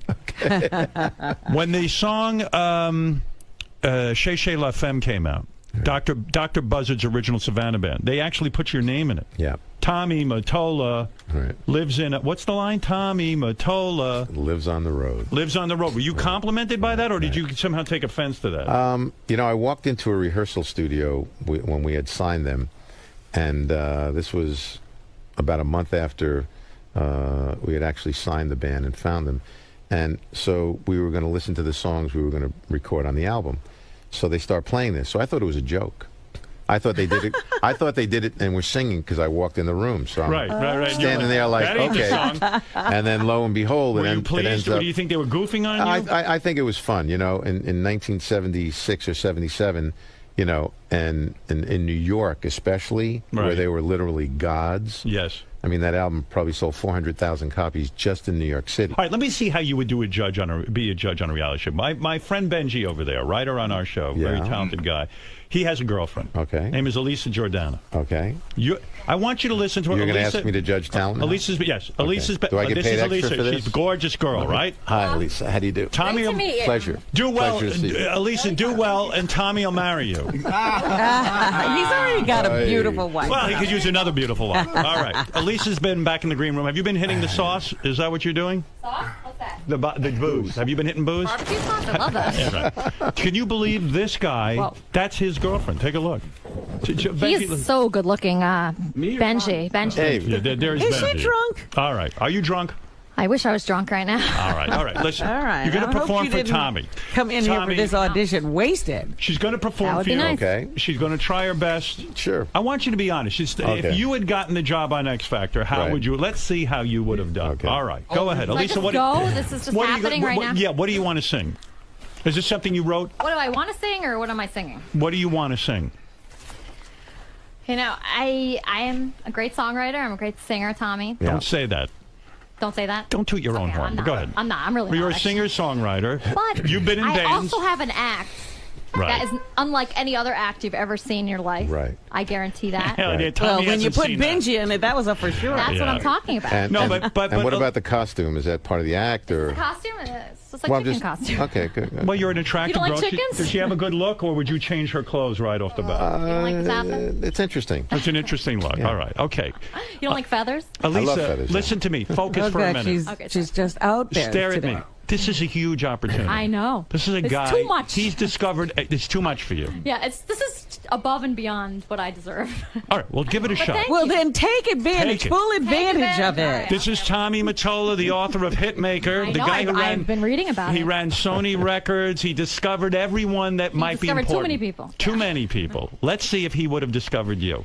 He might discover you right now. Did you write the lyrics and music to this? I did. You did. All right. It's an original song, which is always good, Tommy. Very good. All right, Tommy. Do you Tell like me. piano players? Yeah, go ahead. Is that boring? Okay. Go ahead.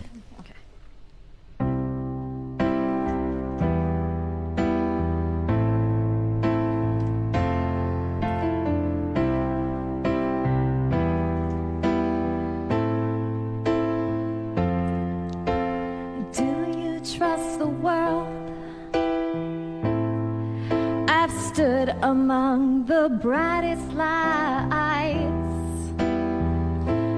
Close my eyes and I've caught fireflies. And I see us as you caught my eye. You're beautiful, but I don't trust the world tonight. You're beautiful, but I don't trust the world. Can you trust the world with me now? It'll let you down. It'll let you down. Can you trust the world with me now? It'll come around. It'll come around. You're beautiful, but I don't trust the world. You're beautiful, but I don't trust the world.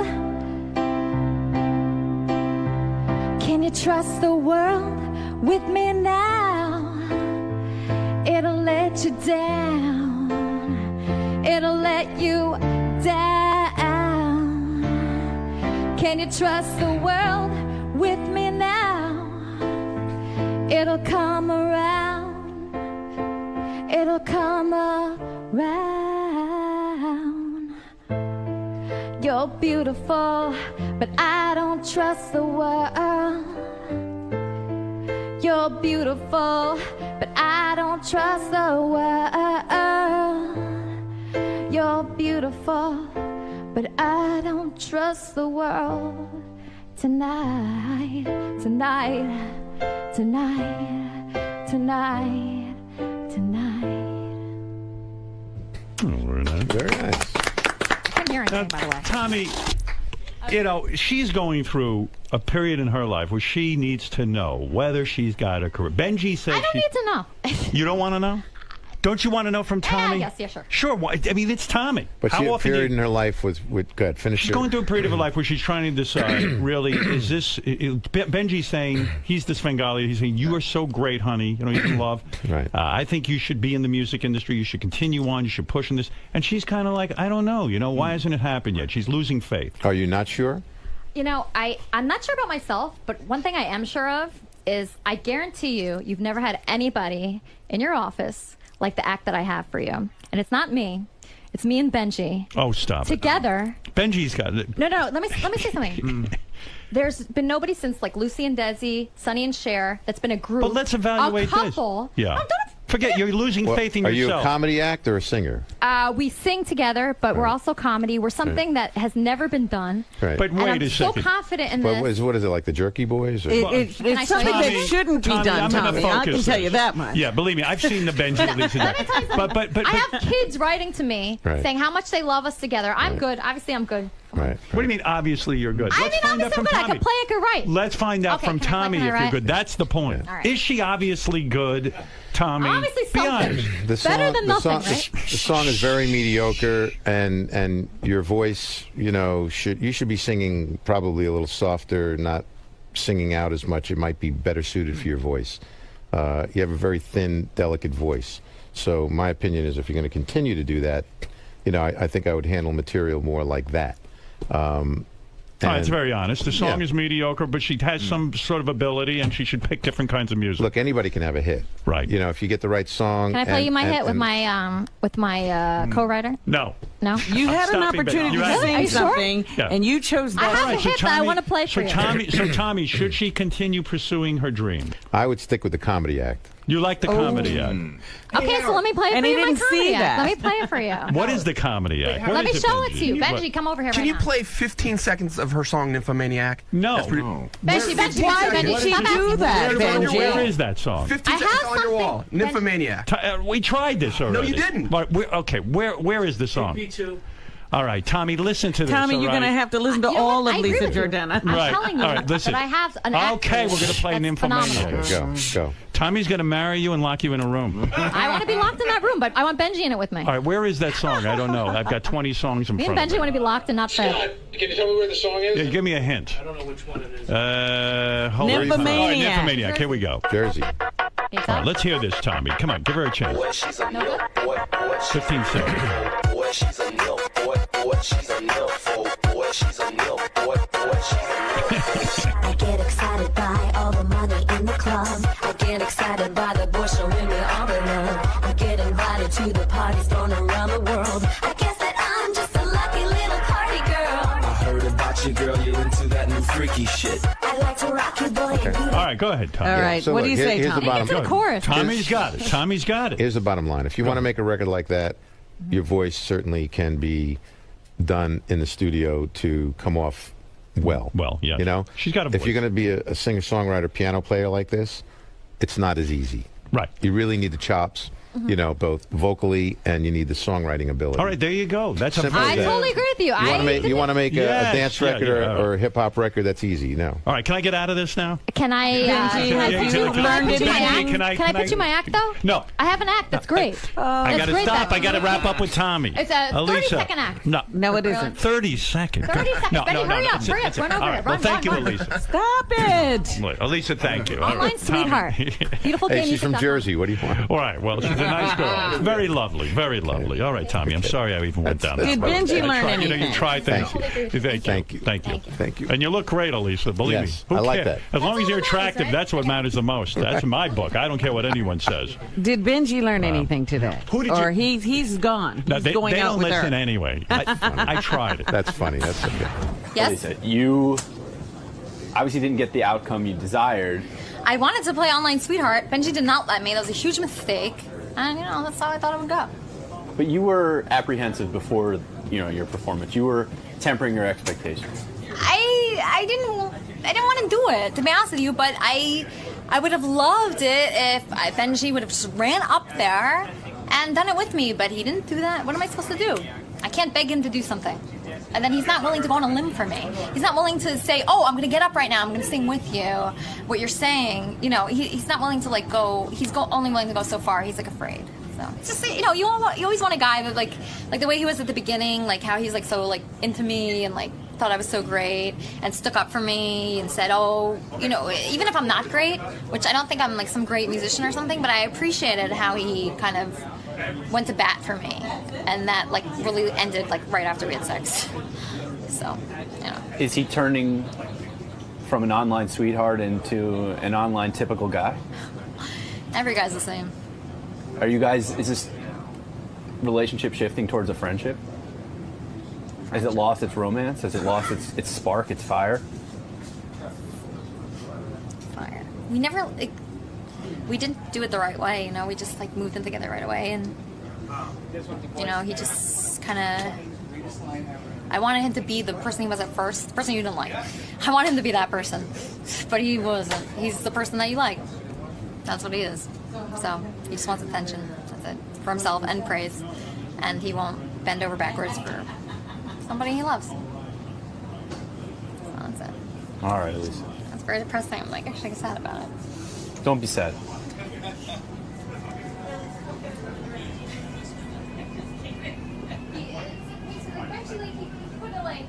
I said I believe in this act, and Benji's just sitting there probably writing jokes about me. No, it's his job. This is his job. They didn't want you to do that. They were all telling you no. No, but if he really believes in me, he does believe, but this is his job, and he can't go against his boss. He has to. This is how he pays the bills. Do you know what I mean? Barely. Well, whatever. You know what Yeah. I'm saying? But this is. I'm done with him. I'm done with him. No, He doesn't have my best interest. Yes, he does. His ex-girlfriend, he had her naked here 3 times looking fat. Really, that's the truth. He doesn't care about his girlfriends. He had his ex-girlfriend. She was here in this room, and her big gut was sticking out, and he had her play a stupid contest, to see how stupid she was. He doesn't care about other people. He doesn't. If he would have cared about me, he would have said yes. We have an act. We sing together. How would they want that? Don't you? I know, but he could go. If he really cared about me. Oh, really? Oh, what is he God? Yeah. Your boss? No. In a corporate world, you have a job. Yes. You know what I mean? That's. I don't know. I don't want. They kept telling you that you could carry something before you couldn't. I know, but it's unfair. I know that you. I know. No, but Benji should have I feel like Benji should he always sticks up for me. Right. And then he I said we're an act, we're together, and he didn't do anything. Hold on a second. Hold on a second. I don't like that. I don't like that. He's like only up to me at like one point. Like you know, I said I don't want to do this by myself. I want you to do it with me. What is the name of the artist that you passed on that you wish you would have signed? You had an opportunity and you blew it. Elisa Jordana? Was it Elisa Jordana? Oh my goodness. Well, you know, there were actually two artists signed to our label that, you know, a lot of the label was broken. The company was broken down into various different labels, and one of the labels, the Columbia label, and there was the Epic label, of course. Things would go on in the A&R department sometimes, and you know, they develop, and then by the time they get to the surface and it's ready for me to get involved, you know, then I find out. Sometimes I don't, but you know, or there were other things I did directly myself. But two artists that were in development that were let go very prematurely. One was signed at 14 years old and probably let go at 15. Was Alicia Keys. Oh, you're kidding! Wow. Yeah. All right. Sometimes that happens. Yeah. Again, didn't have knowledge of it, but of course, regretful. And 50 Cent was the other one. 50 Cent. Yeah. Well, that was a big payday. Damn. So was Alicia Keys. What happened? You heard him? Well, I didn't even hear them. I didn't even get a chance. Company just didn't know what to do. You know, it's a big company. Like I said, you know, there's you're not on top of every people. There's 60 different countries. Oh, absolutely. You know, so it's you know. Good Lord. Hard to keep your finger on everything. Yeah. Well, it's a hell of a life. Yeah. And you know, you took the high road with the Mariah Carey stuff. I always will. She said things. Tommy was emotionally abusive. It was a living hell. She You know, if you say anything to Mariah that she doesn't want to hear, I think that's emotional abuse. Well, wait a second, though. Thank you. Right. Thank you. When you see that kind of Robin, next time you be was here it really a living hell? Do you think it was a living hell? Like I said, you know, at 20 years old, with all of that coming at you and being thrown into the whole whirlwind of superstardom, it can seem so overwhelming, right? And everything else going on around you in your life, and then you're also married to the guy running the company. It's a recipe for disaster. It's totally a recipe for disaster, 100%. Your children were at the wedding. My children were at the wedding. Your daughter cried when you were marrying Mariah Carey, and she cried. Was that happy tears or sad? No, sad tears, because she knew it was wrong. She felt it wouldn't be good for her father. Probably, yeah, you know, and you know, and then, of course, you know, they love Talia like everybody does now, and you know, and they're happy for me, and I'm happy for them, and thank God we have a beautiful whole family. You know. Yeah, I love Talia. Yeah, so a lovely woman. Thank you. Very luscious. Yes. Good for you. Listen, what can I tell you? Very exciting day. Thank you. Tommy with his book. He didn't need to write a book. He wrote it for you. It's your job to go buy it now. Is that right, Tommy? Correct. That's it. The book is called Hitmaker. The Man and His Music is in stores right now. You go there, you buy the book. Even bookstores are out of business almost soon, right? There you That's go. right. They buy it online. Everything's changing. Amazon. That's right. And if this book is a success, Tommy's going to write everything. Sex Life with Mariah. This is a tease. Oh, this is a tease. My wild parties with Howard. Wild parties. Right. I've partied with you. Right. Yes, sir. You're a member of the NRA, aren't you? I was a member of the NRA, yes. You quit? I didn't quit, but I didn't keep it up. I think that it's so funny that you ask that. I just think that the way they handled the whole Sandy Hook thing was so insensitive. They did. They mishandled. I just thought it was so disturbing. You know, I mean, to see little children and what happened to them, especially when you have little children. You know, and it's really so disturbing. I think it just could have been handled much more delicately. Is that why you quit? You know, I mean, I just sort of haven't been a member for a while. I mean, years ago I was a member of the NRA. See that? Tommy says the NRA fucked up. No, no, please. Please don't go there with me. Tommy, listen, a pleasure to have you here. Okay. And thank you for all the years of the hits. Thank you. Brought us a lot of good music. Thank you. And there's no bigger music fan than me. What are you doing now? But after now you finish the book, what are you doing? It's banging Talia. That's it? That's a full-time job? That's a full-time job. I know that one. She has tremendous that's needs. 24/7. 24/7 he's banging her. I'm chained down to the bed. Yeah, what the hell are you doing now anyway? No one can figure out what you're doing. You've told me. I just can't figure it out. Working in a lot of different new businesses, some in private equity, producing 3 Broadway shows. Is that right? Yeah. Ooh. One of them is called Superfly, which is going to be a takeoff of the 70s movie. Right. Yeah. I love that movie, Superfly. Bill T. Jones is going to be the director on Broadway. Right. My producing partners are the Dodgers, who are the people who produced Jersey Boys and Jesus Christ Superstar. Wow. So it's exciting, and it'll probably be going on Broadway this year, the end of the year. So, Howard, you have to go see another Broadway show. No, I don't. That's the reason I'm friends with Tommy. It doesn't bother me. Do you know Nick at all? I've met Nick. I enjoy working with Nick. Yeah. I met him briefly, actually, on the streets in Aspen. Was it awkward? No, we said hello. You know, we were all walking together. It was around Christmas time. Was Mariah there? Or was just Yeah, sure. Oh, she was there too? Yeah. Oy vey. Yeah. What a scene that it was must like have a been. family affair, yeah. Oh, my God. Do you high-five each other? Yeah, I got her. Yeah, I got her, too. Like, do you ever do that? Why not? You guys? No? Comparison? All right. Did you make love to any of the other artists you signed? Fuck yeah. No, but I've been thinking about you, Robin. Come on. You banged a bunch of these. You ever bang Stevie Nicks? Oh. I did not. List all the women you banged while you were the president of a record company. My memory just escapes me. It But just, you did. Come on. You had a wild sex life, didn't you? It was all business. Really? All business. Seriously. Is that true? Yep. Mistake, because you learned it was a mistake to bang There you your go. artist. There you go. You learn from your mistakes. Good for you. Yeah. All right, good for you. Well, it's important. You know, you're the head of a company. You can't be banging everybody, Tommy. Keep it in your pants. Crying out loud. Was Mariah a virgin when you married her? Describe breaking her hymen. Oh, my. Oh, really, Tommy? Come. That's a project, right? Oh, my God. Did you ever say to Nick, hey, Nick, you know, I took her virginity? She was a virgin when you married her, wasn't she? You'll have to ask her. I'm not sure about that. I hate when you're a gentleman. Go ahead. I have to interrupt. Elisa is sobbing. Why? She's mad at Benji, actually. Why? Why is she mad? Because Benji didn't stick up for her. What do you mean? What are you When he talking talked about? their comedy act. Benji, hold on. I'm going to bring her in. I'm going to bring her in. All right, go. Well, all right. Oh, Well, why is goodness. she sobbing? I don't want to go back in there. Benji, you totally didn't stand up for me. What do you mean? You didn't do anything. You should have said yes, we are an act. Benji. We are next. You always do this every time. I say we're doing this together. You never do anything with me. No, I know, but you only love me to a point. You only love me to a point. I'm telling you, you didn't want to sing with me.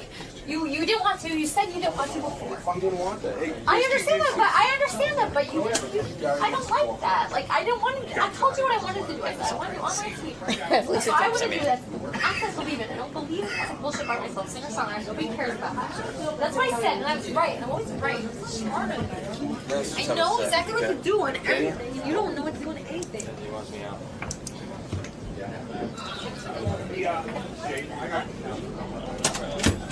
We're going to see the comedy act? Yeah, I think we're going to have. You're going to have to sit here through the comedy act. Oh, my God. Howard, we can't have the show held up. It's going to be held up. Being held hostage. Hold on a second. Tommy, you could never last as a judge on one of these shows. Oh, my God. I made a little 5-year-old kid cry. And you made Elisa cry. And you made Elisa cry. You're a horrible judge. I can't get. Benji's doing his own show out there. I can't seem to get anything going. Oh, forget it. Tommy, Ooh, I feel try bad and sneak now. out the No, back, all right? I'm gonna go, You think Mexico is dangerous? Wait till you go in our hall.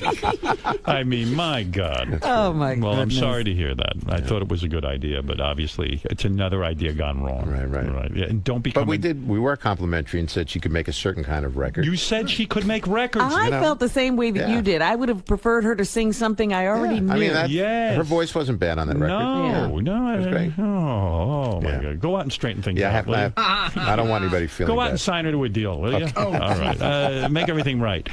Tommy's book, Hitmaker, The Man and His Music, is in stores now. The Man Who Made All the Hits. We'll be back right after these words.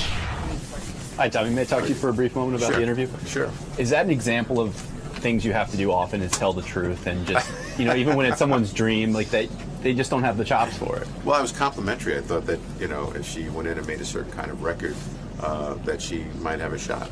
More of a comedic theme. No, it wasn't comedic. She was singing a dance record, actually. Oh, the final track she played, not would her. have loved to have seen a comedy act, actually. You mentioned she has sort of a thin voice. Is that so when she tries to belt out a tune, it just seems to fall flat or seems to fall short? It's better if she records the other kind of music as opposed to trying to be a singer-songwriter. Right. As far as Howard is concerned, you've managed and discovered the greats, but is there anyone as unique as Howard Stern? No. Howard Stern is in his own universe. He's the master of the universe. What separates him from all the other interviews you've done? Howard just says whatever he wants to say, and you've got to be ready for every curveball and pitch coming at you. But you love it nonetheless. I love Howard, so I'm a big fan and I'm a friend. All right. Thanks, Tommy. Good luck with your new book, Hitmaker. Thank you.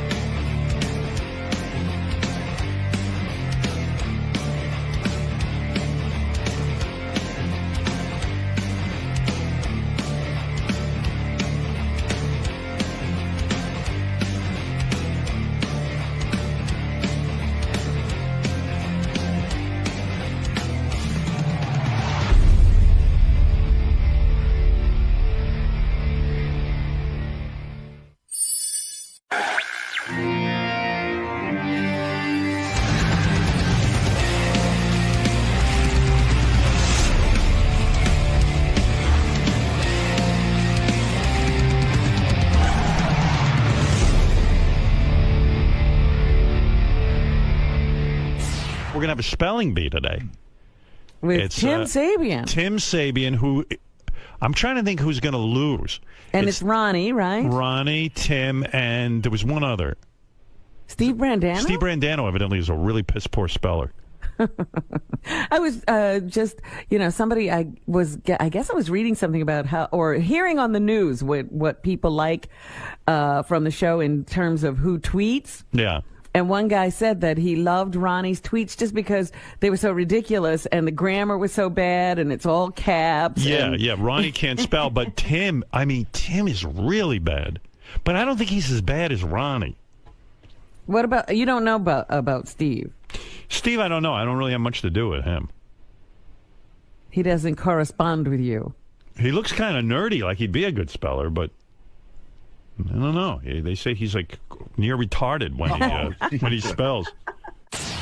I'm not doing this. Stop it. I'm not doing it. No, you have to do it. You agreed to it. I don't have to do it. No, I didn't do it. I would have had a guest in. Then get a guest in. Agreed. You stand here. If you agree, I'll do the show. You stand here. I'll do it. I'll play you. After this, I'll play you. You do this. You stand here, and I'll do the show. After you play this, I'll play you. You do the show. I'll do the show. You do this. Okay, I'll do it after, but I got to do the bit.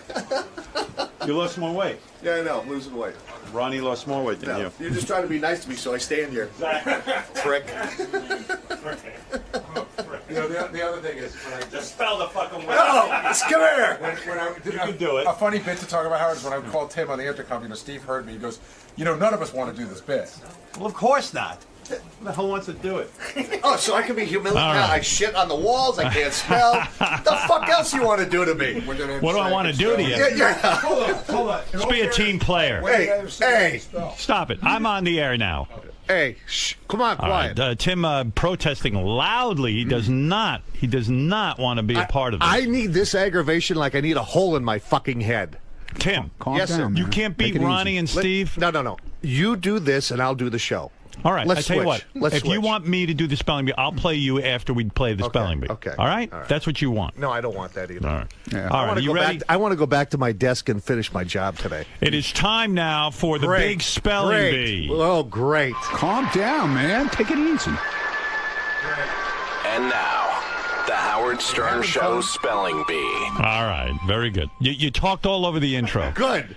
I'm doing production. Blah, blah, blah, blah. Let's go. this I got to guy? go back to my desk. Ronnie the limo I got work to driver, do. Tim Sabian, and Steve Brandano. We have determined you three are the worst spellers at the show. I know I am. I'll take that award. All right, here we go. Of course, All right, let's see who is the worst. Steve, can I hear your mic? Check. Hello. Tim, can I hear your mic? Testing 1 2. Testing 1 2. Ronnie the limo driver. Hello. All right, we'll start with Steve Brandano. Steve, since you are the least known on the show, we'll start with you. Steve Brandano, Yes. Spell the following word. Definitely. D-E-F-I-N-T-L-Y.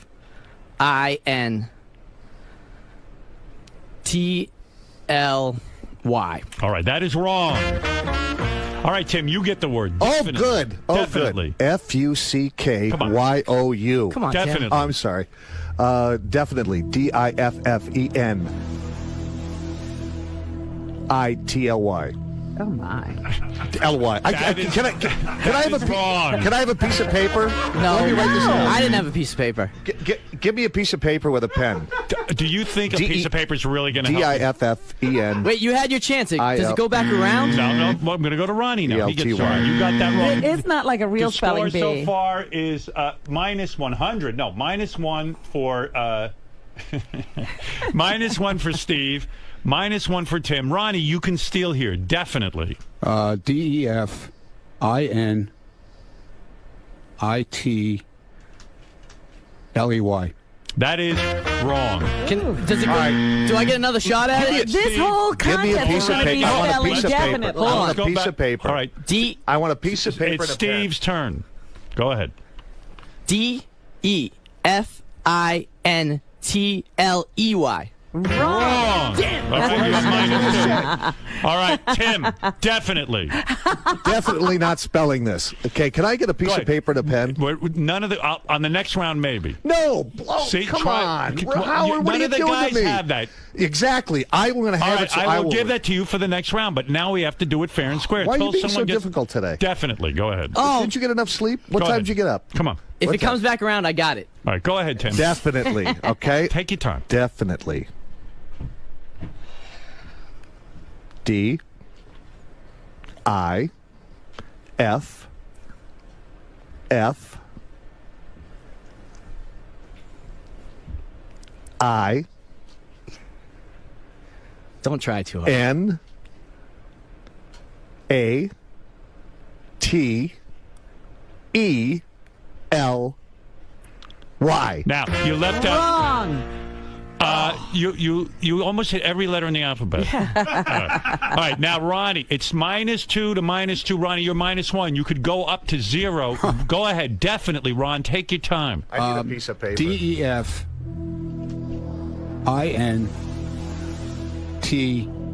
D-E-F-I-N-T-L-Y. All right, one more shot. Never step on my sound effects, Steve. All right, one more round on definitely, and then I got to, because you're all We at gotta move -2. to another. Okay. All right, Steve word. Brandano, definitely. D-E-F-I-N-T-E-L-Y. No. All right, then I can't spell it. Tim, your last chance on I definitely. don't care. Come I on, don't care. You're close. I don't care. Come on, go ahead. I don't care. Try. I want give you me to a win. piece of I paper want and a you- pen. You're getting that on the next word. No, I just forget it. I don't even care. Come on, try it. My It's the buddy John definitely Wilcox just spelling drove bee. into a ditch. No, definitely. There's Come listening on, to you this. can win this fucking thing, you asshole. Okay, Try it. that's Put Mr. your- Asshole you to were you. fooling Come on. around. You were hard. fooling Okay, around. All right, That's D-I-F-F-E-N-I-T-E-L-Y. wrong. No? What did I miss? Ronnie the limo driver. L-Y. This is your last chance to steal. Definitely. Give me the goddamn word.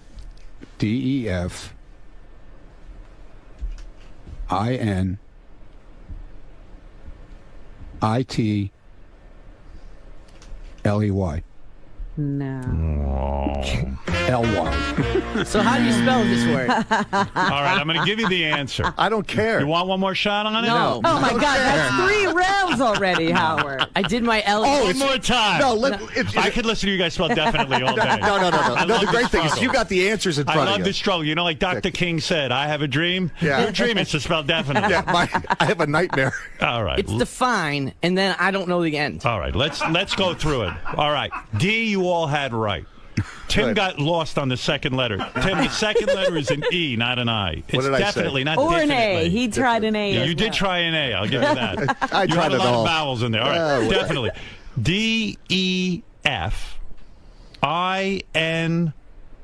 D-E-F-I-N-I. Nobody got that. E-L-Y. Ronnie was closest. I had E-L-Y. But you had at one time, but you had you had double F. You had double all R's. kinds of things. Mr. Stern, I have to see it on one F. It's one F. Mr. Stern, I have to see it on paper. I understand. Okay, but we're trying this without paper. Let's try it again. Define All right. nightly. All right. By the way, the score is -3, so it's equal now. It's anyone's game. Hey, Howard. Yeah. Can I point out an observation John Hine just told me? Ronnie spelled it wrong on the first and third. Tried the same exact way. Right. All right, but okay. Give See, him that's credit. why. That's he was why close. He was closer than you two guys. But that's why you need paper. Yeah, All it's right. still a level playing field. Robin, slow down. All right, here we go. Steve Brandano, here is your new word. Acceptable. Acceptable. Acceptable. Okay, go ahead, Steve. Acceptable. A-C-C-E-P-T-A-B-L-E. You are on the board. Winning. There you go. But how are you going to raise this deficit? You've already got yourself into a So hole. what? He's -2. I mean, the other guys are -3. All right, Tim, here's your chance to really fucking kick ass. Yes, sir. All right, bro. Get psyched. Like we're in a radio I'm all war. pumped up. Okay, here we go.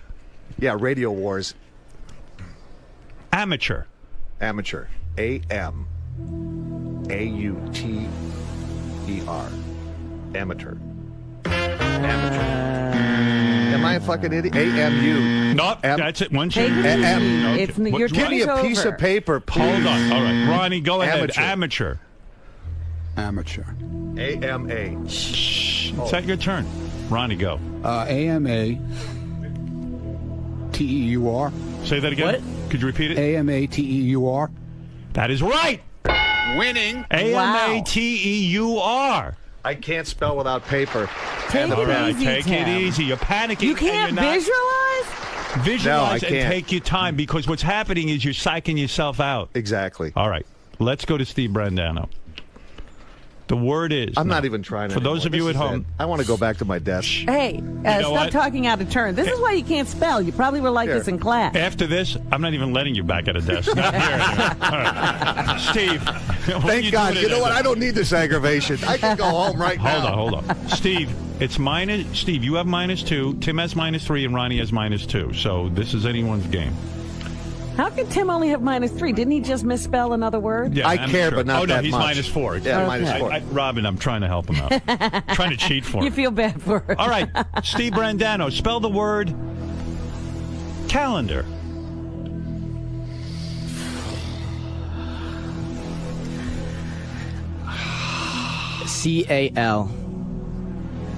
C-A-L-E-N-D.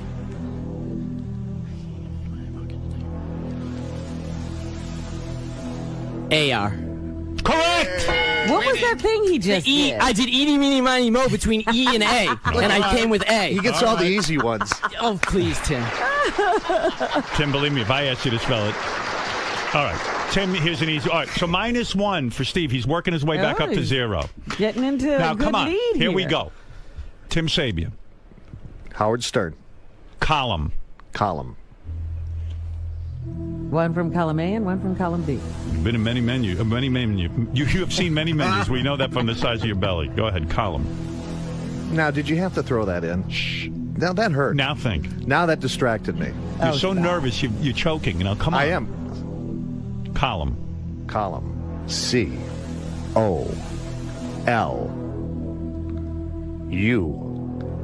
C-O-L-U-M-N. You got one right. Hey! You got it right. You Can I see? go to my desk now? No. You're That's losing. a difficult word. I want to go to my I never desk. thought you could have done it, and you did it. Can I go to my desk now? No. You're doing The game's not well. over. I have a On lot of things to do. roll. No, you don't. Yes, I do. You're wasting your Do time. you want to hang with me one day, Howard? All right. You're -3. What is wrong with you today? Yeah, mellow out. I hate this stuff. I All don't. right. I didn't. I hate it too, but I got to be here, obviously. Ronnie, it's tried to your give you turn. props. Hey, let me fix the pillow on the couch. Ronnie, the word is accurate. Accurate. A-C-C-U-R-A-T-E. Ronnie is in the game. Winning. You have -1. Steve Brandano has -1. Tim Sabian has -3. Here we Come go. on, Tim. All right. Thanks, Robin. Here we go. Here we go. Steve Brandano, you are going to take it if you get this right. Maintenance. Maintenance. I think I got this. Go ahead.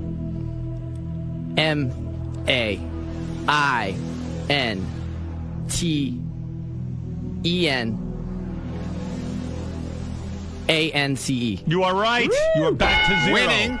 You're Tim, at 0. You are also getting back up to 0. It's -3 for you. There we go. Spell the word license. License. License. L-I-C-E-N-S-E. This is a game now. Winning. All right. Ronnie, spell Wednesday. W-E-D-E-N-S-D-A-Y. Wrong.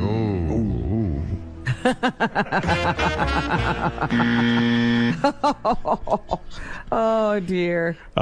Steve Brandano, Wednesday. You could steal this one. Go ahead. W-E-D-N-E-S-D-A-Y. You got it right. Okay. I don't know. All right. What do you mean you don't know? Shouldn't that be capital Oh, W? shut up, Oh, Fred. shut up. Worry about those You're jingles. gonna play a spelling bee. Come on. Splitting Come on, hairs. come on. You didn't hit the correct one, Fred. All right, an easy one for Tim. Let's get him back in the game. Tim, vacuum. Vacuum. V-A-C-U-M-N.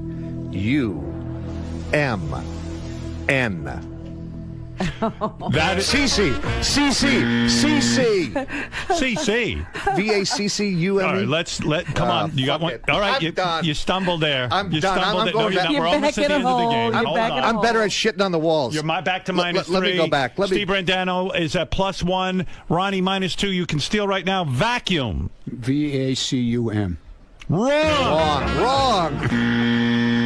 Let's Steve go to Steve Brandano. Brandano. No, Ronnie back down to -3. Steve, go ahead. This is not fair. Why? What's not fair? Because he knows. I don't know. I don't Not know. listening to you two. How does he know? He knows. Honestly, it could be 2 C's or 2 U's. I don't know. I'm going. Fuck. All right, go ahead. I'm going V-A-C-C-U-M. Wrong. All right, let me. All right, hold it. Just wait your turn till we call him an idiot. All right, go ahead, Tim. It's your chance. S-U-C-K-S. Sucks. Go ahead. Come on, vacuum. All right. Vacuum.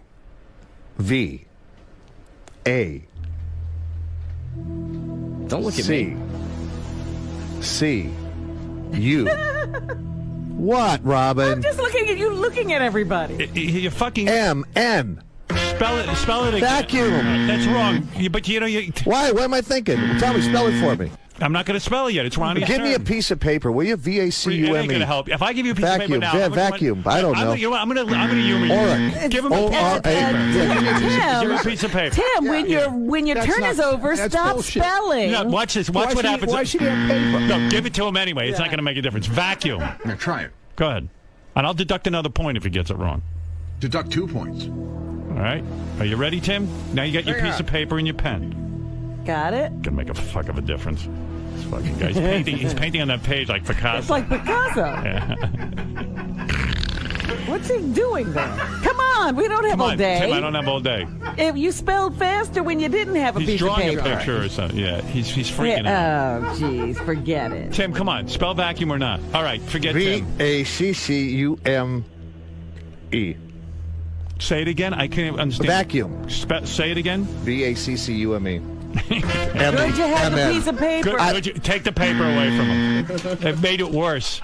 Give that paper. I don't. What the? Can I go back to my office? All right, Ronnie, your chance now. Tim is at -5. Spelling Steve was never one of my Brandano, high 0. points. Ronnie, you're at -3. Go ahead. Vacuum. Oh, this is so fucking bad. V-A-C-H-U-M. Say that again. V-A-C-H-U-M. That is Wrong. All right. All right, you got one more round Hey, on vacuum. Do I get good points for good You sportsmanship? do. Steve Brandano, Okay, go thank ahead. Steve, go. V-A-C... Oh, so I'm starting over. All right. This is not right. V-A-C... U-U-M? Right. Really? Winning. V-A-C-U-U-M. Vacuum. You've What a seen a stupid vacuum word. cleaner. I knew it had 2 U's What a in stupid it. Wow, word. how'd you pull that out? I didn't think that's right. 2 U's? Where you ever see 2 U's back All right, then? Tim, And your last vacuum. word. To redeem I guess yourself so, here. Robert. Please, dear Jesus. Last word of the game. Redeem yourself. Seizure. Go ahead, Tim. Seizure. S-E-I. Z-U-R-E. Good, very good. All right, you got one right. Thank God. God. All I right, know all right. he's minus. He was at -5. Well, Robin, let's Robin, rub it in, the will game you? is over. Hey, let me announce thank the you, winner. Jesus. Ronnie, coming in at number 3 is -4 points. Tim Sabian, you dead last. Thank you. Ronnie, the limo driver, coming in at number 2. Oh, no, I'm sorry. You're They're tied. even. -4. Oh, maybe we should have one more word. So we have I gotta go. I gotta go. we gotta break Howard, the really, tie. I have to go. Steve is winning with +1. It's 8:03 Eastern time. I have to go. Ronnie, a chance to break the tie. Psychology. Go ahead, Ron. Psychology. Tiebreaker between you and Tim. P-H-Y.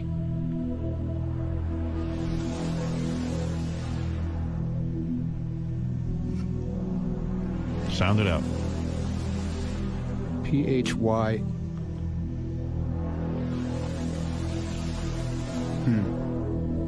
P-H-Y-S.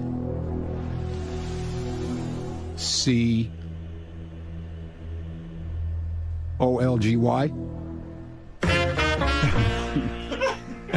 right, for the All right, the tie's tiebreaker broken. now, Tim, psychology. Oh, no. I had it right until he spelt it wrong. Spell it right. P-S-Y. Right, psychology. P-H-Y. C-O-L-O-G-Y. S.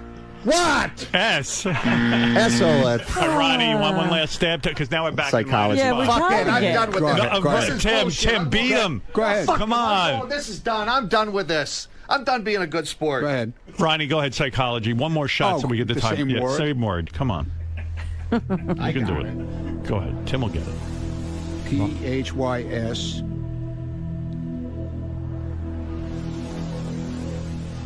O.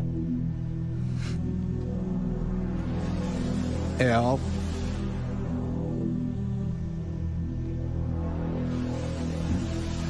It's like taking a dump. A-G-Y. A-G-Y. A-G-Y. Wow. All right. That is wrong. All right. Tiebreaker, You know, -6. Go ahead, Tim. You know, Einstein couldn't spell either. I know that. You know, You're so- comparing yourself to Einstein? exactly right. You know who else can't spell? Wendy the retard. All right, go ahead. One last time for psychology, and then I'm calling an end to this nonsense. Thank God. All right, go ahead. Thank God we all have jobs. Just trying to do. get a second place here. Go ahead, Okay, psychology. okay, Come on, you psychology. can handle this. Okay. Go You ahead. can do All right, this. P-H-Y.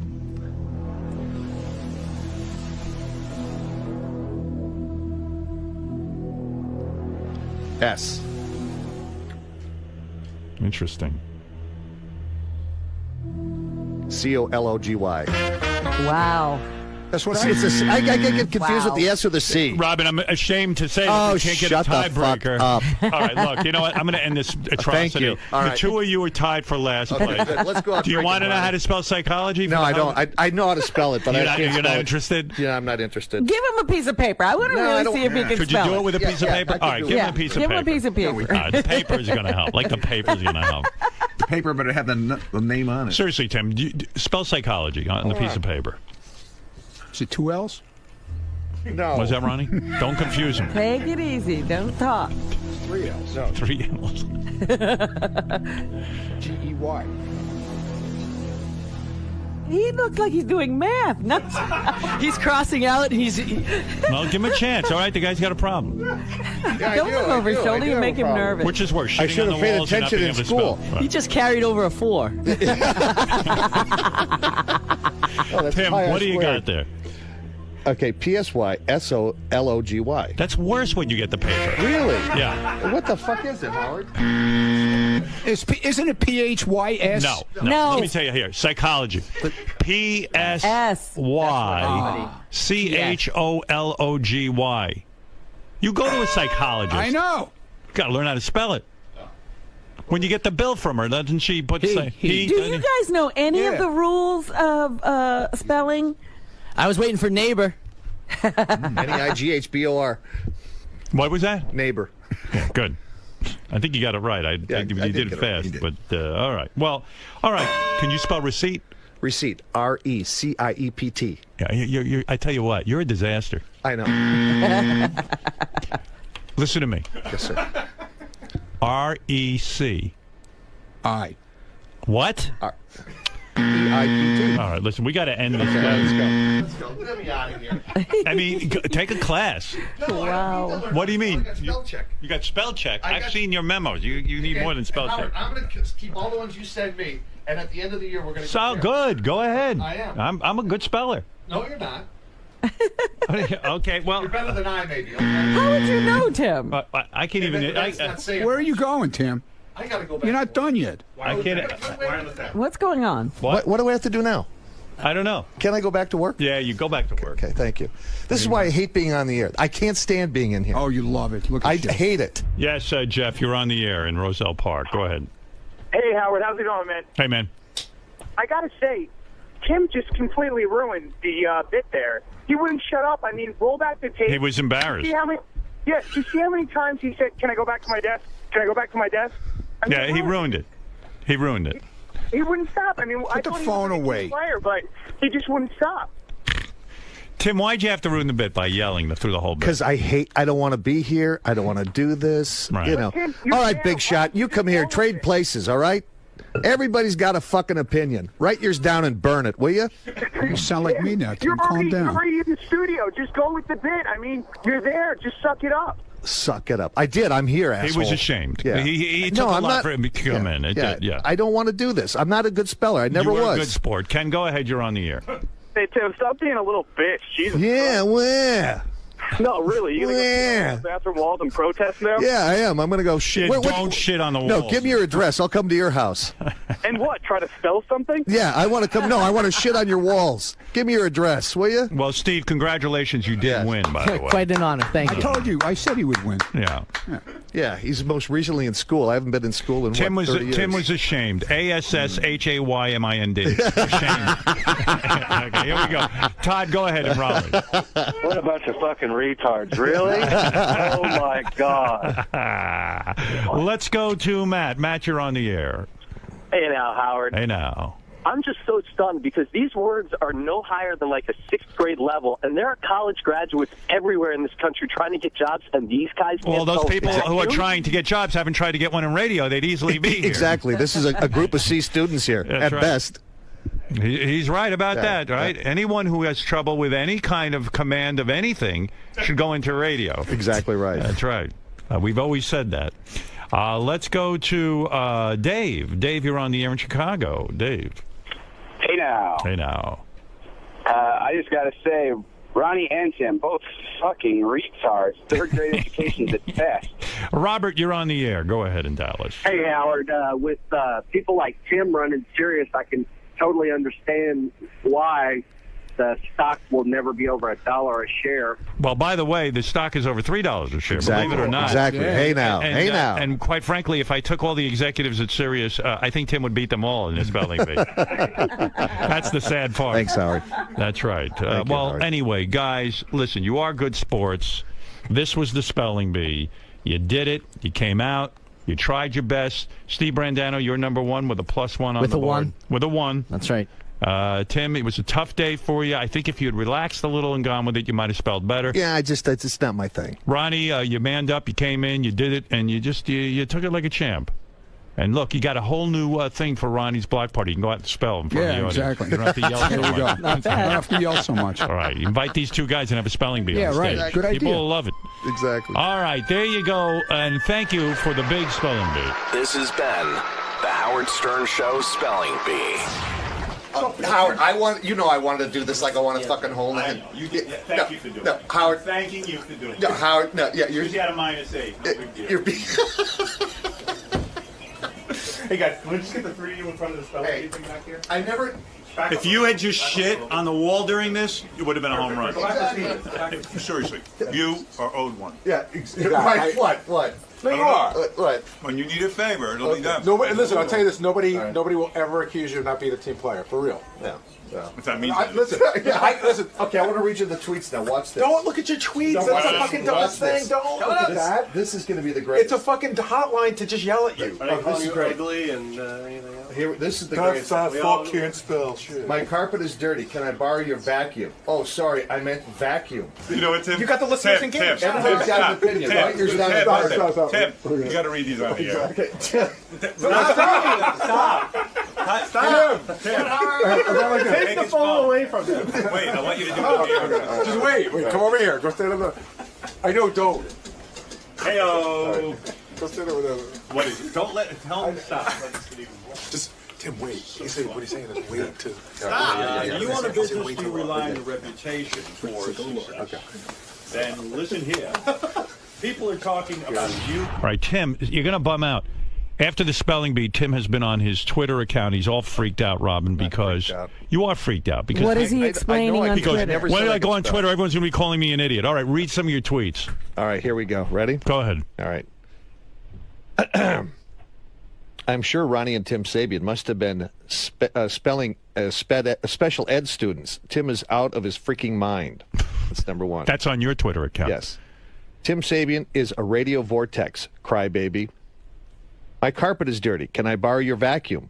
Oh, sorry, I meant vacuum. They spelled it wrong both ways. What is your address? I want to come to your house and shit all over your walls. Right. Everybody's got an opinion. Write yours down and burn it. Let's see. Tim Sabian, hopefully you didn't fill out an application for this job. No, I just talked to him on the phone and hired him. Thank goodness. Yeah. Let's see. Who knew Tim Sabian could be that stupid? He definitely is. I'm amazed that Tim Sabian is any type of authority figure. Listening to all of his whining, what a leader. Well, there you go. There you go. No more whining. So stop reading those, okay? I love reading this stuff. Yeah. Marianne from Brooklyn writes, I think I could win the Tim Bush game. Got all correct yesterday. Love the Fred scream. Only you. That's why we love you. Thanks, all right, well, Marianne. she wasn't negative. Yes, exactly. All right, good. Anyway. All right, Tim, thank you. And thank you. Tim, you were a good sport. Thank you for playing. Yes, I know you. it is difficult to be. No, it's not difficult. Because I told you from the beginning I can't spell. I know. I was know honest. that. I know that. You are honest. Not like Shitgate where you were dishonest. I was honest about that too.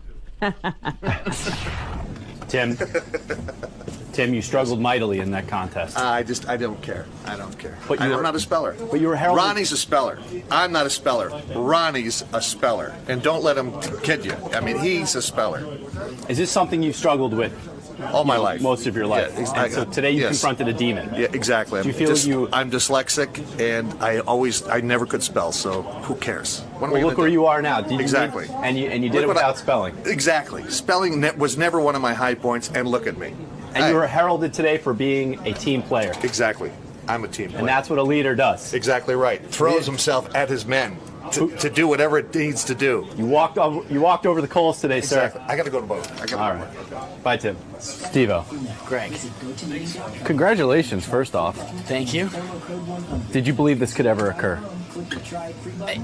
It's easy to say now. I've read Ronnie's tweets, so I know that Ronnie has a difficult time spelling. Tim, again, runs the channel and is a wild card. I mean, I've heard that he doesn't spell well, but I know that I don't spell well. So I didn't know what to think about Tim. After we got past definitely and on to the next group of words, I relaxed a lot. And it's because I could see that Tim sucks at spelling. And once that, like, my biggest thing against me was my own head, or my own nerves. And once I could see that Tim's were out of control, that I was able to relax a lot and just focus on AR versus ER and whatever. So I'm happy that I was able to squeak out with a 1 point, with a win at 1. And unfortunately, the only problem with this is you still really can't be proud of it. Like I can't even say thanks, Mom, or Mrs. Nardoni, my second grade teacher, because they'd be ashamed. Ronnie, I know your job around here isn't to spell. You're not a paperwork guy. You're not a writer. But I write poetry. But it's true. I'm sorry. Do you think that in Howard's eyes, he might think you're not paying attention to detail, because a lot of spelling is paying attention to detail. And Hey, when I write my bills, I spell. I know how to spell my bills. I know how to write my fucking bills. That's all that matters. But do you think in Howard's eyes this points to a And larger... I write my bills, okay? I don't You're old print school. them on a computer. Yeah, you don't go log in as Ricky Man, this and that. Yeah. Okay. You all right with that? Ronnie. What? But I'm saying, do you think this speaks to a larger issue in Howard's eyes? What You're, larger issue? That you don't pay attention to detail in general, not just with your spelling. Whatever, dude.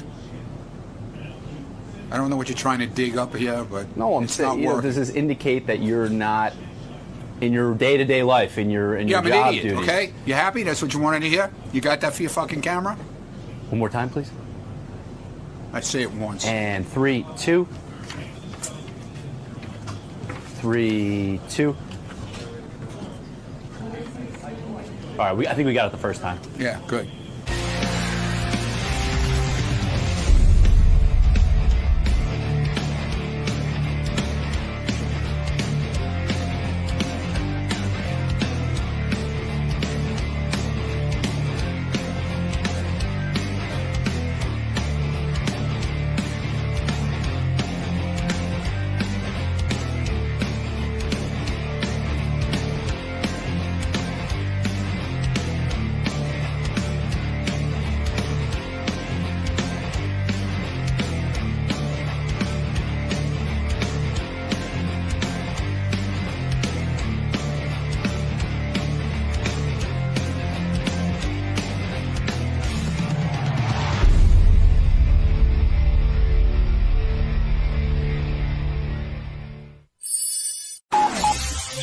This is the best of the wrap-up show. A recap and behind-the-scenes look with John High and Gary Dell'Abate.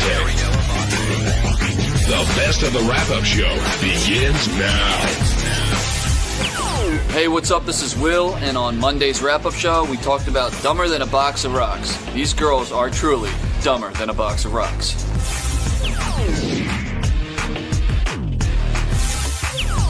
And now we're going to move on to Dumber Than a Box of Rocks, which was brought to you by none other than Will Murray, who had to bring the Tournament of Champions. Will, how difficult was it to wrangle these champions? Because one of them never even played before. Yeah, I mean, we went back and looked at everybody who's played the game before, and I think half of them might be dead at this point because their numbers no longer work. So we brought back Brittany Stevens, who was excellent. She's a trooper. And then the last time we did this game was Ricky Six, who played today, and this girl, Jaden Lee, and they were both home runs. So we went with Ricky Six there.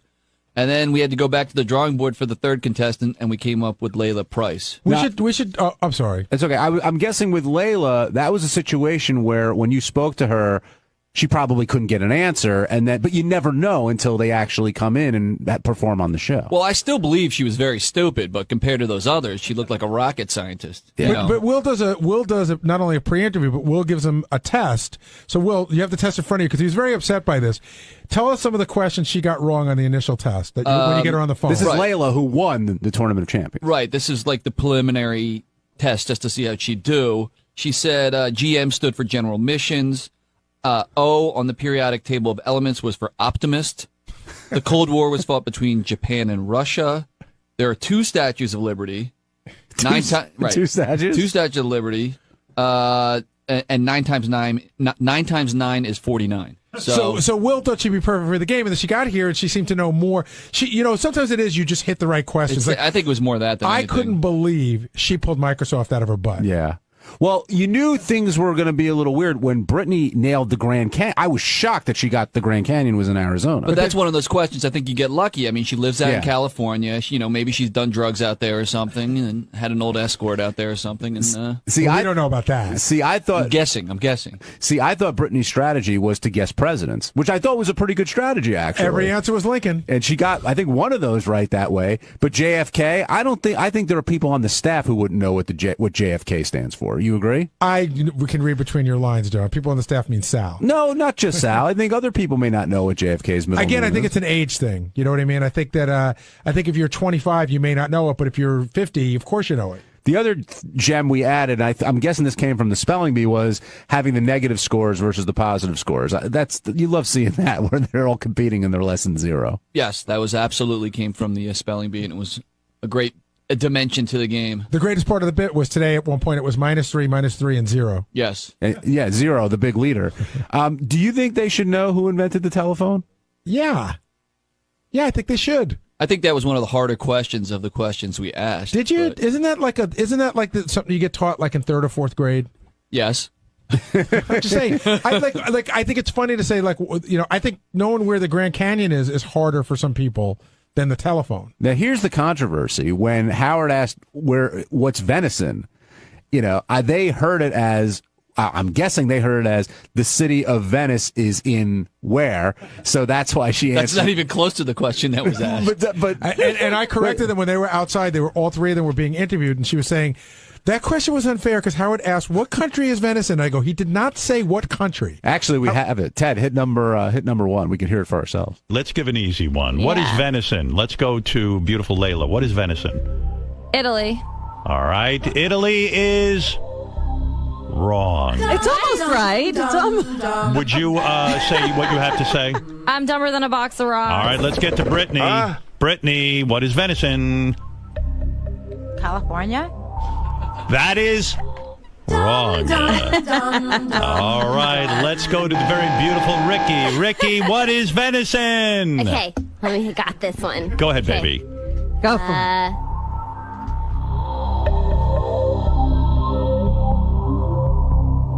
Greece? It reminded me of the kid who cheats off the dumbest kid in the class. Yeah. Like they were all piggybacking each other's answers. Nobody thought for themselves. And you stand by that question, I'm sure. But when you're making these questions, are you thinking, what would a first grader know? What would a third? Like, what level are you talking about of knowledge when you're putting it all together? Yeah, exactly. That first grade, second. I look at it like, who would not know this answer? You know what I mean? They're that simple. That 95% of the population should know. Tyler in Massachusetts, you're on the wrap-up show. How you doing, everybody? Hey, Tyler. That bit was awesome. I just wanted to say that, and thank God for porn, or there'd be 3 more people on unemployment right now. So women are dumb shit. I want to make you aware that there are 2 statues of liberty. You think she knew that? She said the answer. You should have given it to her. There are 2 statues. There's one in France. Well, this was a preliminary quiz, so we'll give her that one. But do you think that we would have said, really, where are they? And she would have said, oh, there's one in France and there's one in the. I doubt that, but she got the answer right, man. Come on. Right. Okay. Fair enough, Tyler. I get you. There's always one of those guys. Well, that's the other one. Technically, there is 2 statues of liberty. The one we used to get all the time is, where's Hitler from? Yeah. And the answer Germany, and then I would get the slew of... well, actually, he was born in Austria, so exactly. that answer's not correct. Yeah. Exactly. Shut the fuck up. Well, also, that was on Will's preliminary questionnaire. It wasn't used in the game, so exactly. let's make that clear as well. But thank you for pointing out that there are 2 statues of liberty. You never know what you're going to learn on the wrap-up show. Hey, it's Gary Delabate, Baba Booey. On Tuesday's wrap-up show, we had a whole bunch of cast members come in and talk about whether they're well enough known to our audience. So there was Doug Goodstein and Steve Brandano. A lot of people feeling like Howard doesn't know who they are. There was a lot of wah, wah, wah. Here's what happened.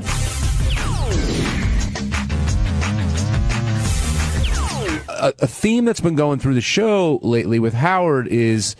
nobody cares about this guy. Nobody cares about you. It happened with the Revelations with Steve and Lieberman. It happened to Doug with this whole Fine Time rap. And I know we all know what Howard means. It is the Howard Stern show, and we're all superfluous. We get it. But I think some people are really getting hurt by that. And, well, who? Well, they can speak for themselves. But if you keep being told that you don't matter and you don't count, then you start believing it in a way, don't you think? Yeah. I mean, I've always thought that we have a big show now. So there are a lot of people on what I would call on the periphery, not in terms of their value to the show, but in terms of their exposure to the audience. When Howard joked about, we're going to do a special on Rob Martin, Rob's our camera guy. We love him. Everybody here knows him. The audience doesn't know him. Mm-hmm. But I think, and I was saying this to the news today, I think Steve Brandano is on the periphery, but I say that in a positive way. Whereas, while he's not a star of the show, I think he's been around long enough that people do know who he is. And one of the things I think that listeners enjoy about the show is bring us into the inner circle. Tell us the little things that are happening. Like, John, you and I always talk about our favorite character on a TV show who's that interesting peripheral character that's not on all the time. And I think Steve sort of fits that bill. Absolutely. That's what Howard's done for years, and that's part of the show that I really enjoy. But the difference here is that, like, using Steve as an example, since he's standing right here, Steve may not be on the Howard Stern show all that much, but he is on the Howard Stern channels quite a bit. Well, he does the intern show. He's here on the wrap-up show. He does the TV, John Hines TV, I can never get the name right. You're right. Show. John Hines TV show, and Geek Time. Yeah, and I'm on air on all those too, but it's... And you're, to our audience, you're the guy who's, I mean, I get like a tweet a day about you and the Black Keys. Yeah, no, tell me about it. I know. Yeah, I mean, I'm not like hurt by it, but like when you went in there, like we kind of knew in the back office that you were leading off this game with me. Like everybody was like, this is not... He's going to say, who gives a fuck about Steve? But I didn't think we it was were all right. I didn't think it was a good idea to. I thought it was a Repeatedly. good enough. I thought it was a good. He loved the story, right? It just sucks to me. It sucks for me. Is that's one of my best stories, and if he doesn't care about that, then I'm not. You know, I'm not gonna. You're not gonna hear me on the Howard Stern show anytime soon. I led off with what I thought was the strongest story. Howard's was the strongest revelation, but I didn't want to lead off with that one, so I worked my way up to it. But I think giving everyone the airtime, and I'm guilty of this as well, you end up thinking that your exposure is higher than it might be. And I think for a lot of people, not just Steve and I, like the balloon needs to be burst because people think, everybody hears them, everybody cares about what they think. The only person that people really care about what they think is Howard, and then everyone else kind of falls into place. But I think that's understood. I don't think Steve says, hey, people are as interested in me as they are in Howard. Right. What he's saying is, and I think what I'm saying too is, of course, it's the Howard Stern show. Howard's the one that they're interested in. And then there's Robin and Fred, and then there's me, and then it sort of moves its way down. But I think that Steve is well enough known to be worth inclusion.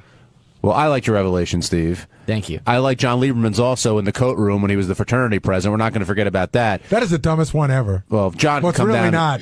The ones that are coming up are dumber, but that was the dumbest really? one. Oh, there's some that are hysterical. I can't wait to that. But I see 24-minute Doug Goodstein over there.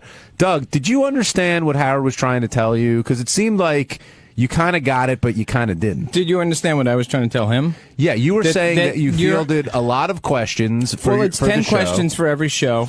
This show, if me talking is probably the same exact length as everyone. We just happen to, every answer I did, I specifically added visual components to it. Does that make sense? But you said so you we did it with opened it up everyone. not with everyone, not if it's like an F, Marry, Kill.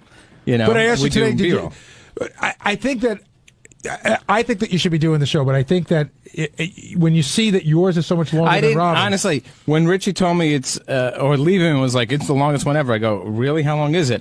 It's not like something I took a look at. It's just like, it is what it is. We make the shows the best they can be.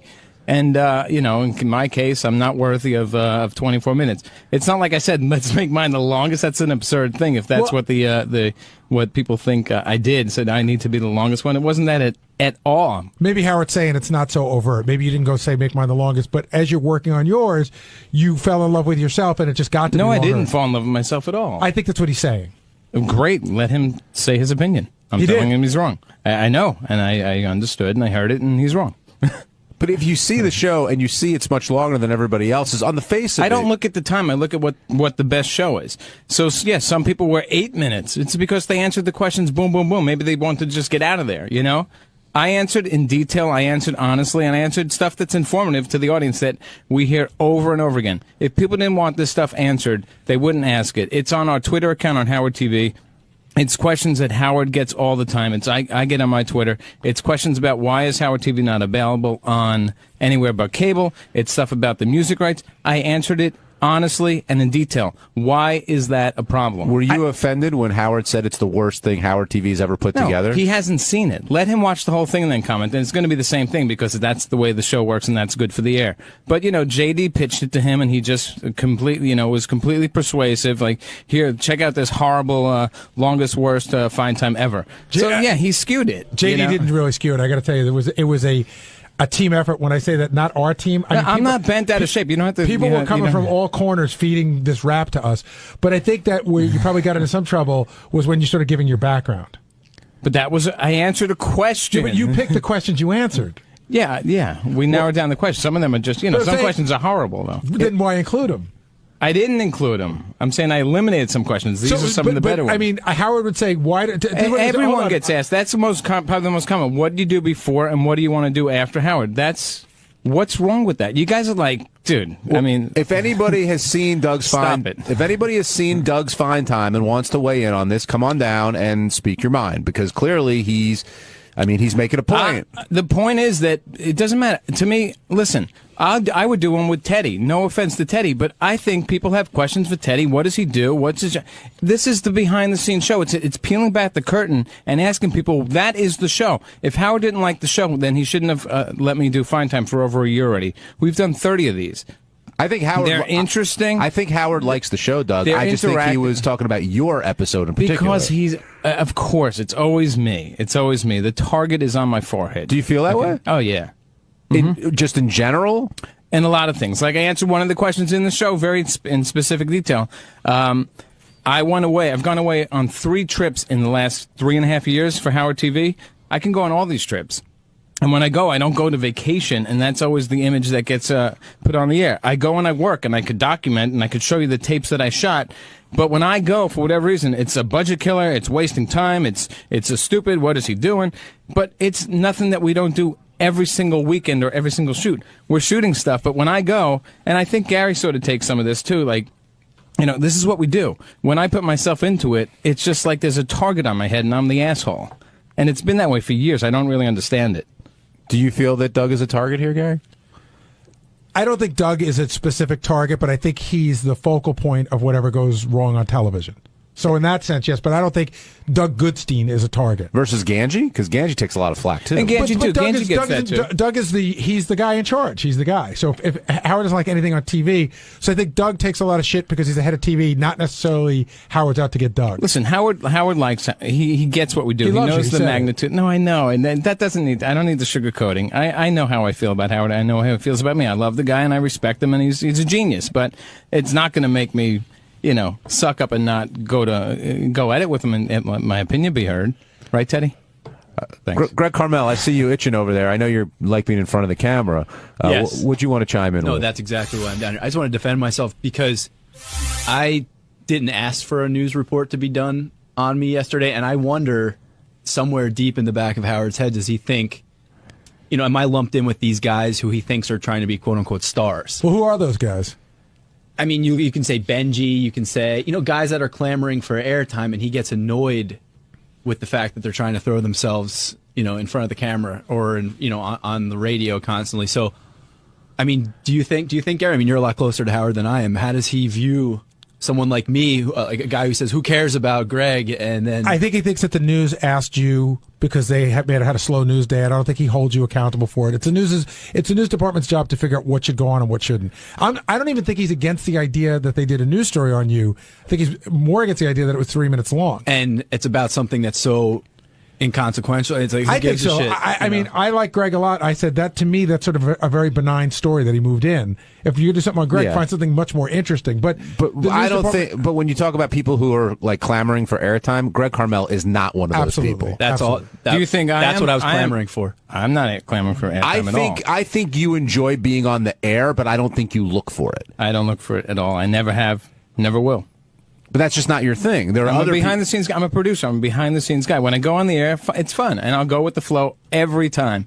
And that's what the world we live in. I work in TV and radio, so yeah. But I don't look for it. I'm the most pissed at Robin. It wasn't too long ago that she knew exactly if I had a girlfriend or not. And now she's acting like she has no idea what's going on with me or who I am. So it's funny, Gary. This show it makes, I won't say stars, but it makes everyone who works in it, no matter who you are, known, and you're on the air and you feel like you have a taste of that sort of celebrity, and I think people love it, but they also feel, why not more me? Why can't, it be me? And that's a beast that just, it's not going to be fed by Howard, and it happens in certain doses. Yeah. Like, JD is Howard loves, he sounds great on the air, he's on all the time. Other people maybe aren't and wish they were. Right. I think, Howard, again, of course, this is all about Howard. Without Howard, none of us are here. I get it. So this is not to be disrespectful in any way, shape, or form.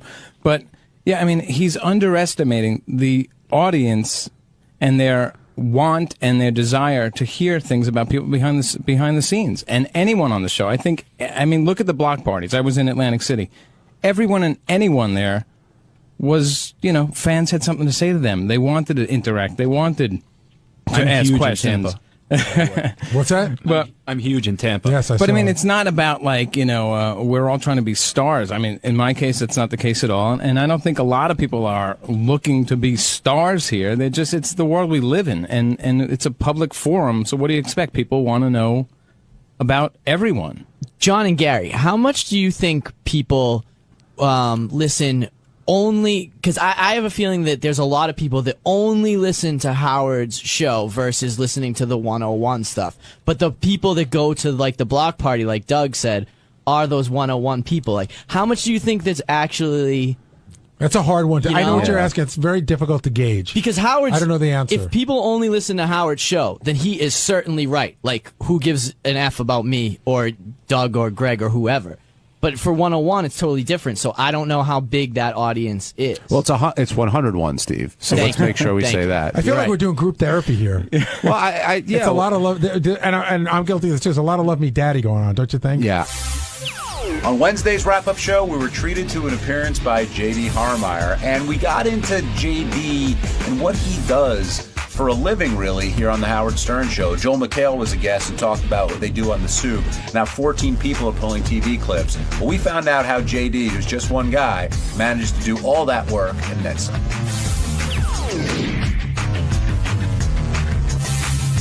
Oh, there's JD. Hey, JD.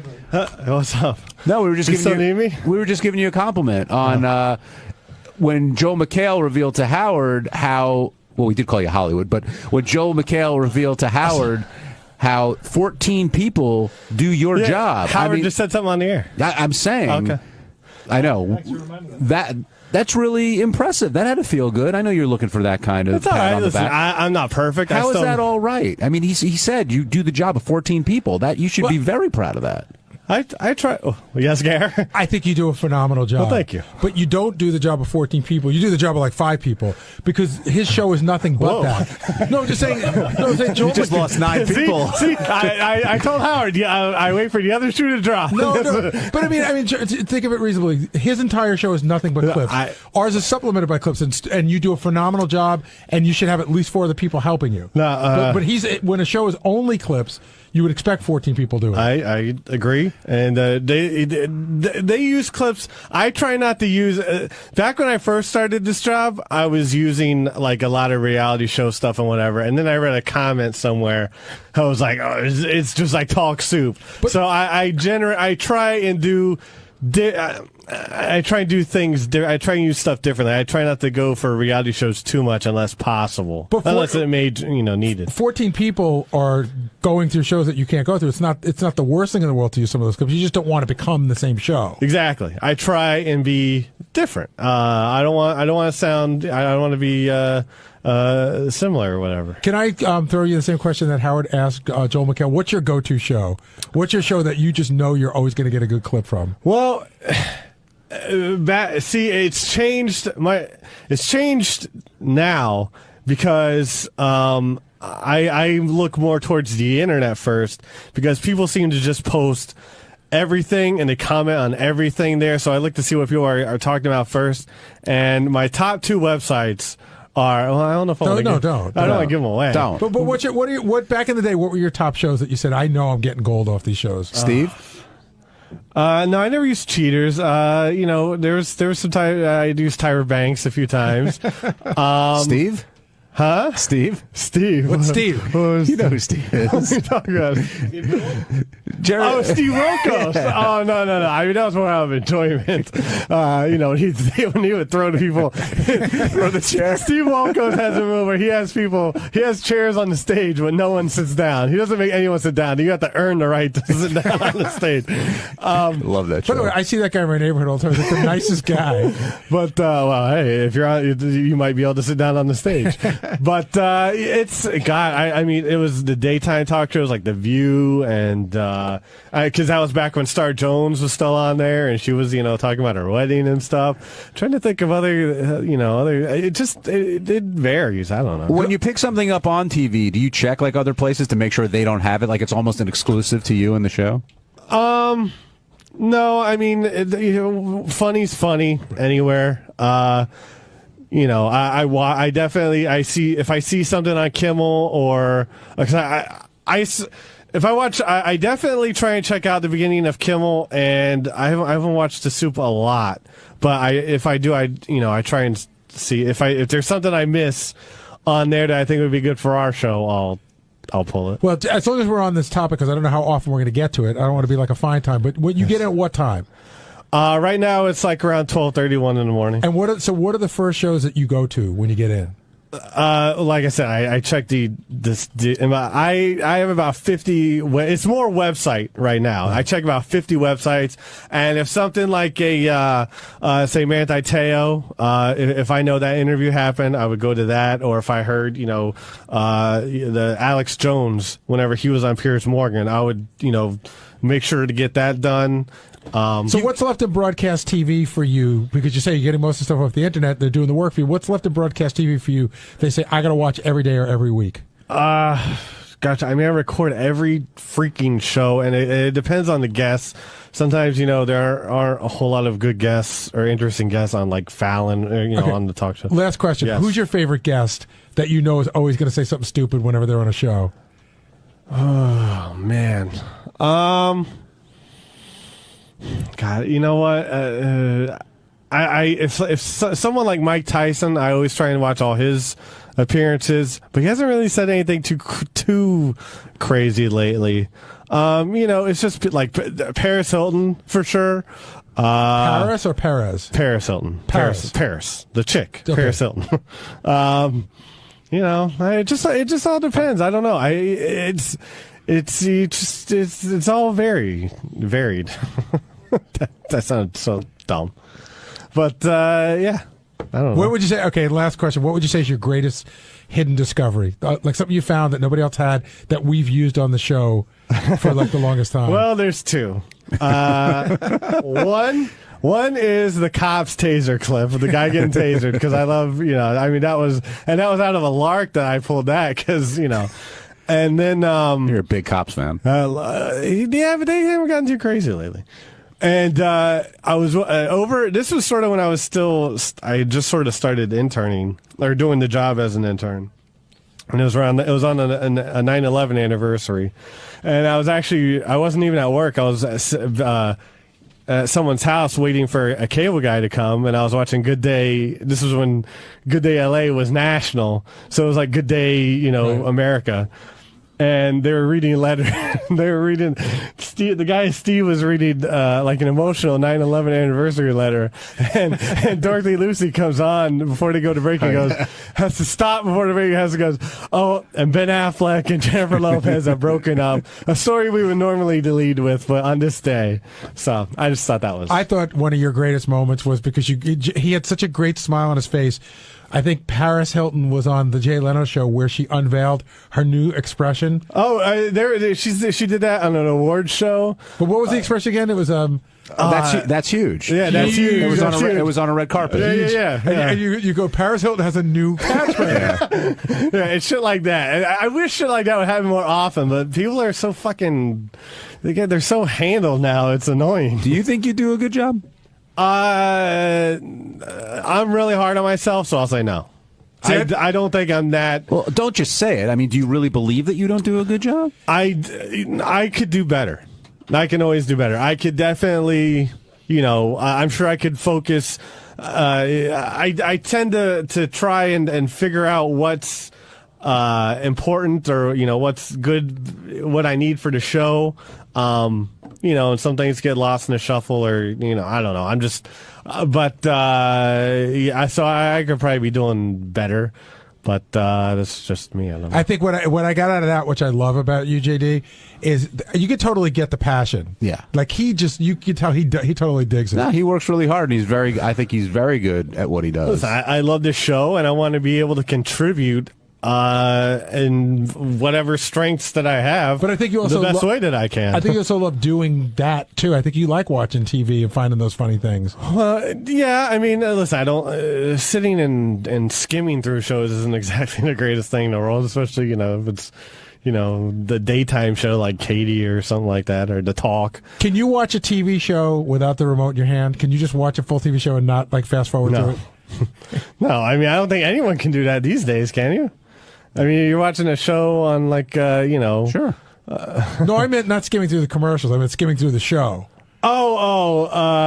If it's like if I'm at work, no. No, I'm talking about for your pleasure. Oh, for play? Sometimes I'll skim through it if I don't really care about a show that much. Like what? I've skimmed through some episodes of Girls to see if anything interesting happens, like Allison Williams doing something. Well, we know what you're doing for with herself Girls. again. So you must have loved the week before last, right? I have not watched any. I've only seen the first episode of this season. You're gonna get this episode. You're gonna like it. Really? Yeah. Is this because I'd heard the crazy sex guy is back, and the crazy sex guy got her to masturbate in the bathroom, and I thought that was the one. I wish I could make a girl. That's one of my dreams, is to say something hot enough to a girl that makes her have to fucking stop whatever she's doing and has to go into a bathroom to masturbate. That's what you're. It's one of the few dreams I have in my life. Dream big. Most Dream people, big. I hope I fall in love and have some kids. You know what? They're not. I hope I can make a girl masturbate to love. me. No, you haven't given up on love. Come on. Whatever. Why do you say that? I don't want to get into it. Why? I already said too much to Lisa G for a news report. So about what? What do you mean? Just she was asking me what I don't want to get into it. What did she say? She asked what I was doing for Valentine's Day, and I said, probably nothing. And then, I just revealed certain things that I found out of recent note, and I don't know. I have no idea what he's talking about. What recent things have? There was a girl that I was very interested in. Okay. And I found photos of her marriage from a few months ago. Oh, Jesus. But you knew that, right? No. Oh, you didn't? I don't want to get into it. It's a long story. You thought she was. Not So for you're gonna the air, celebrate and it would not make people happy. You're going to celebrate Valentine's Day by looking at pictures of the woman you used to love who now got married? Well, I mean, unfortunately, I can't get the images out of my head, so that's a whole thing. I'm sorry to hear that. Oh, he's the best. I know. I feel bad for him. Whatever. You'll find love, or a girl masturbating in the bathroom to you. You couldn't get that Christy Canyon, whatever her name was, to masturbate in the bathroom? Who? What was the Kimberly Kane? Yeah, that one. I knew it was some alliterative. Yeah, I was going to say, one of the ones with the alliteration. I don't know. I mean, maybe. Who knows? I don't know. That was forever We're ago. pulling for you, man. Abby Elliott, you don't know what you're missing. Adam in Syracuse, you're on the wrap-up show. This is a direct message me. Hey, how's it going, guys? How you doing, Adam? Not bad, not bad. I just want to say, JD, I mean, you are amazing, and that I think anybody in the world would want your job, or any Stern fan would want your job. But it always amazes me, because you were saying about you get in at like 1:30 in the morning. I mean, how the hell do you sleep, dude? Seriously. I try and I sleep during the day for a few hours, and you just try and sleep whenever you can. I don't know. It's a vampire-esque existence you lead. For Monday through Wednesday at least. Well, actually Sunday if I come in Sunday nights, and then Sunday through Tuesday. I don't know. I think a lot of people work very hard here, but I agree. But I think you're probably the hardest working person here. I really do believe that. I don't know. It's hard to say. My job is like hard work. Well, people think you just sit around and watch TV, but there's a lot more to it than that. You have the sensibility of what there's a lot more to it. I guess. I wish I was better at certain other areas. But here's what I would say. That's a whole other whatever. Your job is not hard work, but you work really hard at your job. Hard work is pulling tires off a truck. Yes. But you have a job that you take very seriously and you work very hard at. It's something to be proud of and something we all notice. Yeah.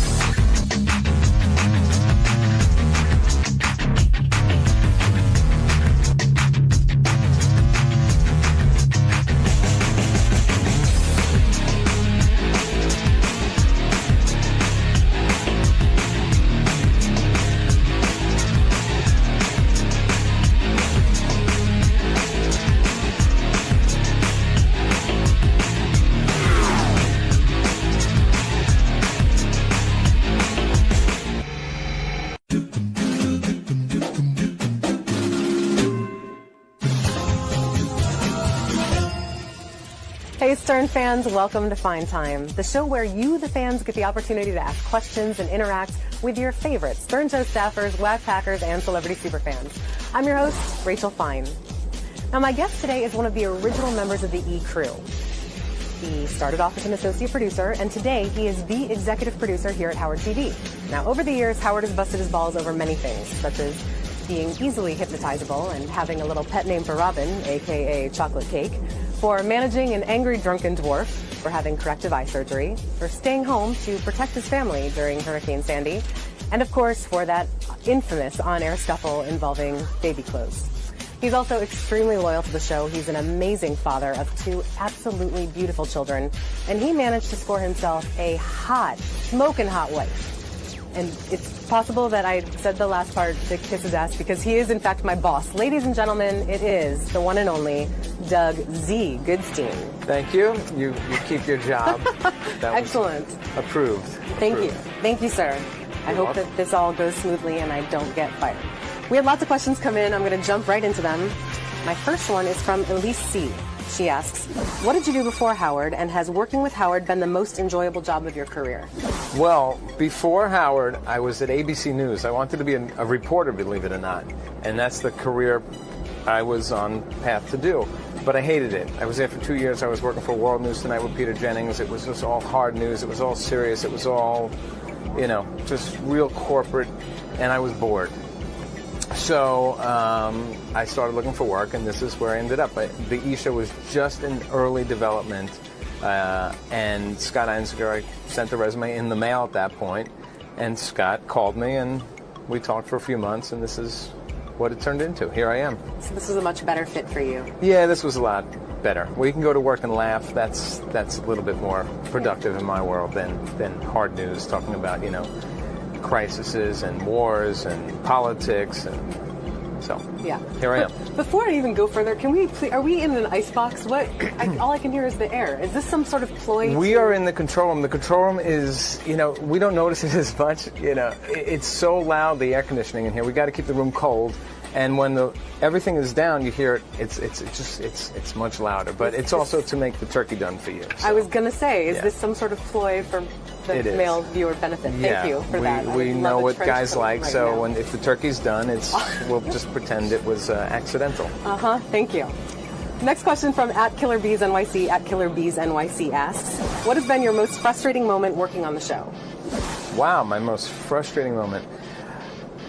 The moment, or just overall? Just overall. Overall. Well, I guess the most frustrating thing around here is the budgets and just working that we can't do more. You're restricted and you have to operate by what companies give you and what they set aside to function. And it's always been frustrating to me that I want to do more. I feel like we do a lot, but I feel there's so much more we can do, and we're just restricted a lot of times because we don't have enough staff and budget. So even if we had twice the amount, I probably would want more then. So I think it's a never-ending cycle. Is there one specific moment you were hoping to talk about? Not a general frustration? The most really frustrating thing is... No, that's like that encompasses the overall. Question from Eric W. Eric asks, what are you going to do the next time to save your family from the hurricane that did no damage at all to your home? What will you do to protect them from ghosts and aliens? Will you stay home then as well? What's his name, Eric? This is Eric. Eric clearly is a loser, clearly has no family, clearly has no life, and clearly has no one he loves. So he could sit in his basement and probably jerk off to gay porn. And I have no regrets for that. I would do that again 1,000 times the exact same way. There's no question about it. Who wouldn't put their family in front of work? And the biggest thing for me, I said, the morning I woke up, I said, geez, I'm going to go to work. But then you start hearing stuff. I was frantically watching the news, like, where's the storm? Did it leave? Is it not coming? But you see, it's like right there. It's like an eighth of an inch on the map that it's coming. And then I started hearing things about, like, the tunnels might close and the bridges. So I said, if I go in, I might not be able to get home. And if I can't get home, I'm not home for at least 2 or 3 days. So I said, you know what? I ain't going in. That's it. Yeah. No regrets on that decision either. Was it hard to sit home and listen to yourself being pulled apart on air for it? I mean, it was fun. What's that? It was funny and really frustrating. It was really frustrating what he was saying about Gary as well. What is the mechanism by which you are coming in? What mechanism will help you to determine when you are coming in? I said, what mechanism? What mechanism will determine when I'm coming in? Wow. I said, here's the mechanism, Gary. I'm going to get up tomorrow. And if the world's still here. If the world's here, I'm going to go over to Sirius and do a radio show. I don't know. That's my mechanism. Yeah, it's frustrating because and part of you thinks like, God, Howard knows the deal. Like if push came to shove, would Howard have done the same thing if he had little kids at home and he wouldn't be able to get back home potentially even in a car or in a limo that someone else was driving? Yeah, I mean it's for the show, but in this case, he kept going and it became more real, and I got more and more pissed off at it. Doug Goodstein hasn't been here for 2 days. That is one dude. If I'm ever in a war, that's the one dude. Yeah, I'd rather be against him. He has got to be the biggest fucking pussy on 2 feet. The silver lining on it was that the phones were dead at my house. I was having problems, and here, because when I tried to call in on Tuesday, I don't know if I'd be here today, because that was 100% real anger, and I didn't care if it was Howard. I was ready to go. Wow. And, a lot of that came out on the next day, but more diplomatically when I had a little time to gather myself and realize, I don't want to go crazy on Howard. He's the boss. The company was closed. They didn't want anyone coming in. I, went back and forth with legal, and I said, I got to get a crew here. So they were comfortable. The thing they were comfortable with was with the guys in the city. That's what we did. They didn't want people from the outskirts and all the right, suburbs to come in. Who's bothering you? You beat the shit out of me with falsehoods and bullshit and disparaged me for fucking 2 days. So that's the truth, okay?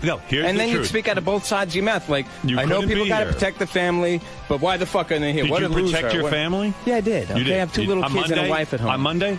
Well, Monday, yeah. In hindsight, there was no storm on Monday. In hindsight, Howard, I went by the forecast and was, listening, and it was supposed to hit at 3 o'clock at full force. Yeah. At the end of the day, I still love and respect Howard, so there'd be no good in that. Yeah, for sure. Question from Jimmy K. Jimmy asks, you've been around for years. What is your all-time favorite staff fight? Wow, the favorite staff fight. God, and I'm sure so many people would say the same thing. It has to be when Scott the engineer lost his shit on Ganji. I would have never let you come if I knew you were going to use the tape. No fucking way, Ganji. Now stay out of my face. Just the anger and just the pure emotion and anger and the explosiveness of it was amazing. Get the camera out of here. Scott, out of here! Now! And, there's another one connected to that one is when Scott, they claimed he didn't do the push-ups and he lost his shit again in the studio, like a day or 2 later. And you whoops on the bet, you whoops, I feel bad for Scott. I think Scott worked hard. I feel bad for you. You're whoops on the bet. No, I'm not. Come on, man. Let's do it. Let's do what? Let's do what? So the Scott fight's connected to his push-up challenge. Yeah. Classics. Yes. Patty H asks, how does it feel when Howard gets mad at you for something, and have you ever wanted to punch him for it? Well, Rachel, whenever you're on the hot seat, you always have to remember you're on. The show is on. You always, you know what Howard says off the air and how Howard is off the air. It's a show. It's a show. So Howard's going to take it up a notch. And just go there and just not stop at anything. And the more you show your cards, the more you react to it, and the more emotional and angry you are, the strong. You can't win. I mean, Howard's the genius of all geniuses when it comes to fighting and pushing buttons. And you could try to defend yourself, and I won't stop at anything. I'll go after anyone, and if I think I'm right. If I'm wrong, I think I'm one of the clearest people around here to say I'm wrong. People have a hard time admitting it. I will admit it. But have I ever wanted to punch Howard? I wouldn't say I wanted to punch Howard. Did I want to maybe shake him a little bit politely and say, are you kidding me? Like, when he's happened to have gone too far, I feel he's gone too far, or maybe he really belieds these things as opposed to just doing it for the show. Is there a good example of that? Oh, God, the hurricane thing. I mean, I was furious at him. I mean, did I want to punch him? No, but did I want to just, say, are you kidding me? Like, come on, this is a bit now. But he wouldn't stop, and he just went on so much with Gary and so much detail with Gary that I don't know if that rattled Gary to the core, too. I don't know if that was a joke, and so maybe I wanted to shake him a little bit there. It's a little less violent than Patty wants you to be. No, I would never punch Howard in the face. What good would come of that? Not a lot. Nothing. Question from at CWD in Tennessee. They ask, have you been banned from going on the road with Ronnie and taping the block parties since Howard railed you for not doing anything and wasting Howard TV money on the road? This is a very funny question to me. Because, again, things get so polarized when I do anything, and I don't know what it is. We are on the road all the time. We are on the road. We have crews out all the time. This past weekend they went to the block party in Pittsburgh and Cleveland. You don't hear anything about it, but Howard knows we shot it. But if I went to that, he would be like, why is Doug on that freaking shoot? Why are you wasting Howard TV money? But it would be no different than anything we always do. In fact, the last 2 times he said something to me, it was I went to Austin about 3 years ago with Ronnie, and what did I do? I work. I have a camera. I mean, there's documentation of what I do. I could give you the videotapes and show you how it's edited and show you what I'm doing. I'm not going there to party. I don't drink that much at all. If I do go away, it's probably because I just need a good sleep. I think there's times I go out, or when I've done shoots, these guys go out partying, and I'm like, guys, I got to take a nap. Because, with 2 little kids, it's hard. And to have a hotel room by yourself, my goodness, that's as rare as it gets. And then the second time most recently was in Tampa, Florida, where we went. We worked every second of that time. Again, I'm holding a camera the entire time. I'm running back and forth a quarter mile to get Howard's arrival. I'm shooting the B-roll of the crowd. I'm coordinating stuff with AGT people. I'm working. I'm shooting a camera at Bubba's studio. So, again, if it wasn't me, you wouldn't hear a word about it. Oh, great, the Howard TV guys. But Doug goes. It's free vacation. It's a vacation. We worked 47 out of 48 hours. So. Yeah. You were there for days. No, I wasn't. We came in 6:30 a.m. on Monday. You had you, Richie, Rachel. Who else was there? Like Fat Angie? No, Greg Carmel. Greg Carmel, another one. Howard. I'm sitting there going, I thought we have no money. For the entire expense of that trip, it maybe was $2,500. Right. Okay. And I got a Bubba Cribs out of it, or a Bubba studio tour. Okay. Brent Fine Time. Okay. Brent Fine Time or Bubba Fine Time with Brent and a Fine Time with Bubba. All right. There's 3 separate shows. Elements. And then we did wraparounds with Bubba. And then the next day, we had 3 cameras shooting Your Big Arrival at AGT in Tampa. Right. And then we went to the shows, and then the next morning, at 10 in the morning, we went home.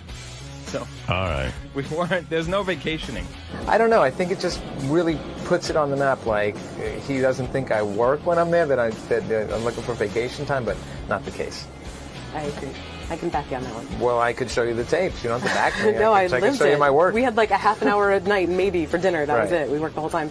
Got a question from Mike S. Mike asks, will Howard TV ever be available anywhere else besides cable? Yeah, this I get all the time and I read them all on Howard TV's Twitter account, on my account, which is the first time I'll ever plug it. Doug Z. Goodstein. I don't really believe like How very Howie all the Mandel guys. of you. Yeah, Howie Mandel. Plug him. Look at me on Twitter.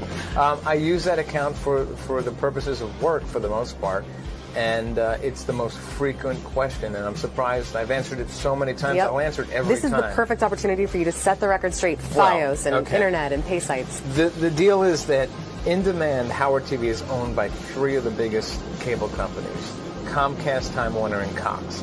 And they have opened it up to FiOS, to Uverse, to Direct to Dish. The opportunity is there, but they require licensing fees, and there's been complexities with getting those contracts done. So, yeah, everyone can have it at this time, but it comes down to money, complex contracts, and it hasn't happened. Do you think there's any chance of it happening? I don't think there's any chance of it happening at this time, but it's still active. The door is wide open for anyone to come in and carry the service.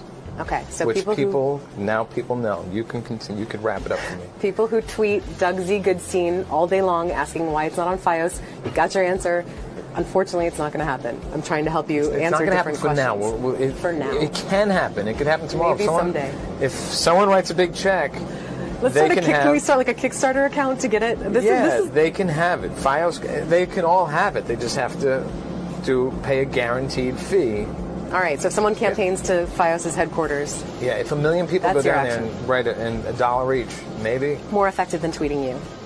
Well, I don't mind it. Keep tweeting. I will answer them. But It's it's very nice of amazing. you. There's like sometimes 20, 30 in a day or two. And Yeah. I'm like, I just answered that 10 times. Here's another one you get asked a lot. Oh, boy. Sammy Y asks, every time you air a Stump the Booey on Howard TV, you always edit the questions and music out. Why? That is a good question as well, and that's a very simple answer. People don't realize, they think, oh, you can just use anyone's music.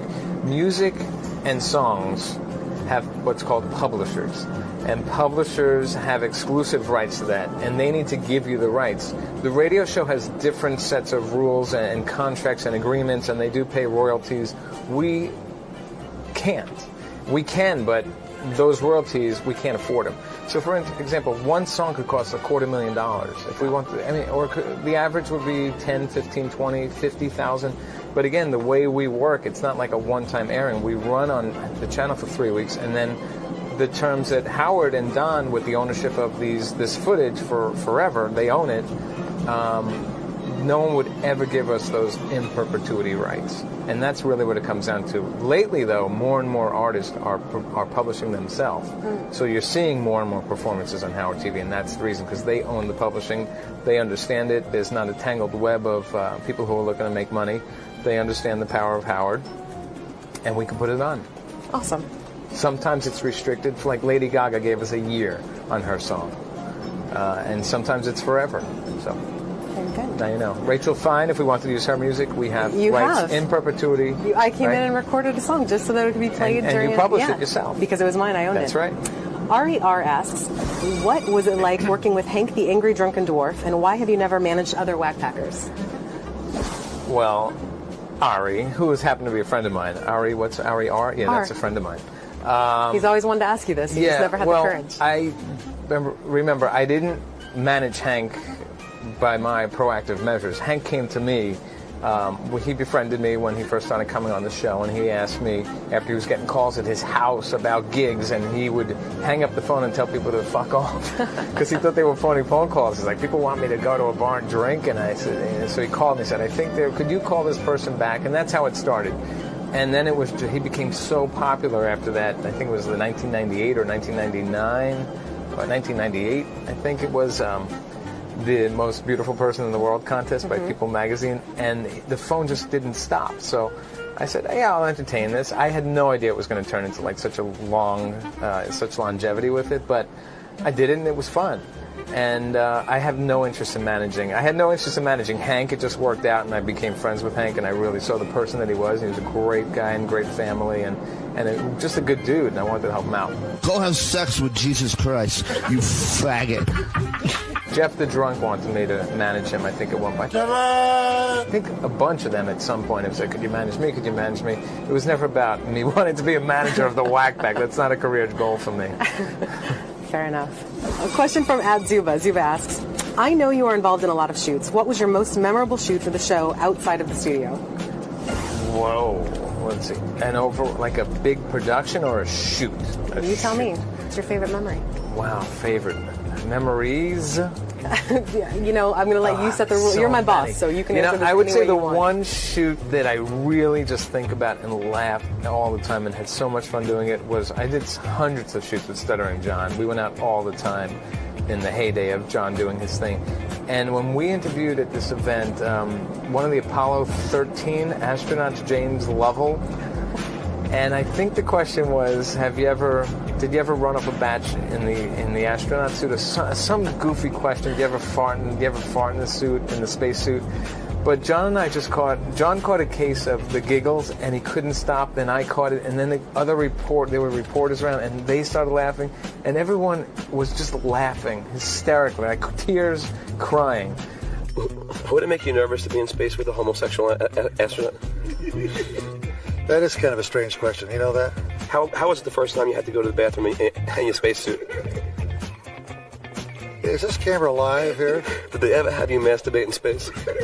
No. Hey, wait a second. Where are we anyway? Is this supposed to be an award program? Yeah, this is fun. This is fun. Are you Stern in here in New York? Oh, what? Oh, did you know that? What'd you ask me? Ask me some serious questions. Okay, all right. I'm sorry. And James Lovell was like in another world. It was like deer in the headlights. He had no idea what was going on. And it was probably my favorite shoot because it was so funny. We just laughed for days, and I still laugh and I think about it. And when I see it, I just lose it. And now you'll get to see it right here. Did you ever run off a batch in the capsule? We're not answering those questions. Which astronaut had the biggest sex organ? I'm sorry. This guy's laughing. I'm sorry. I'm not laughing. All right. And then also, God, just one, because I've done probably 1,000+ shoots over the many years around here. Benji stuff. Benji, I don't know if it's at Benji at the Scream Fest.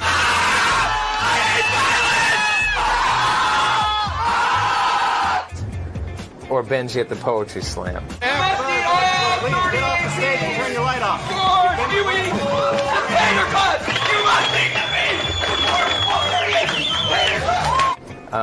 Probably at the Poetry Slam. That was funny because it was just I got taken into another world with Benji, where he started wanted to fight me.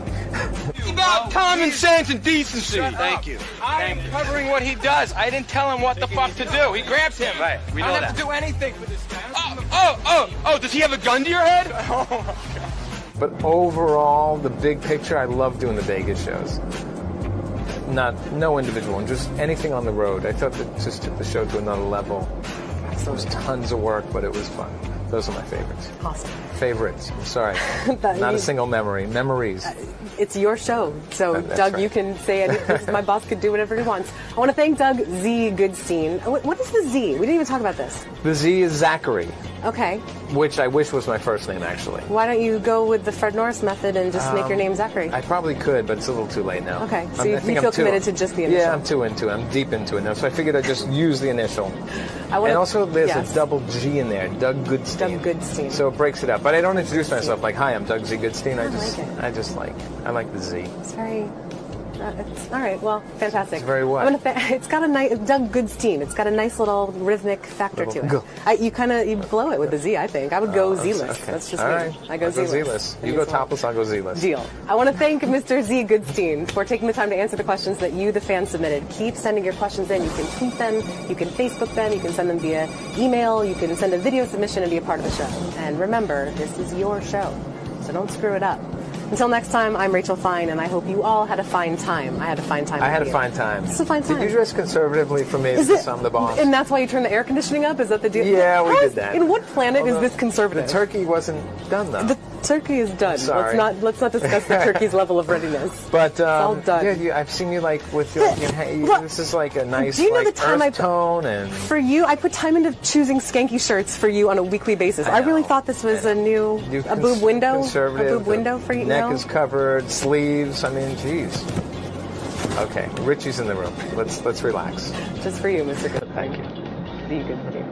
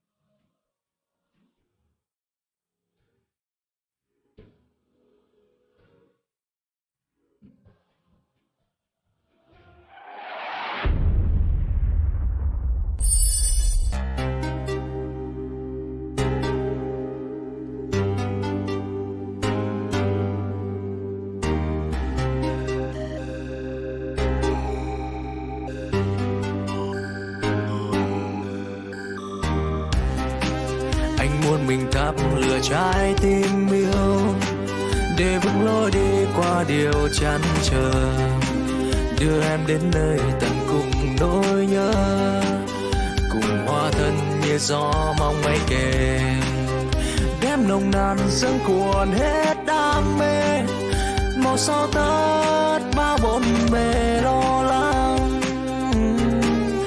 cùng đắm đuối bù lúc xa thầm lặng. Buồn nồng nàn cho khoảnh khắc yêu thương. Tình chúng ta sương vút tựa cánh diều, như lúc nhỏ thấy chiều vui kiêng ngô.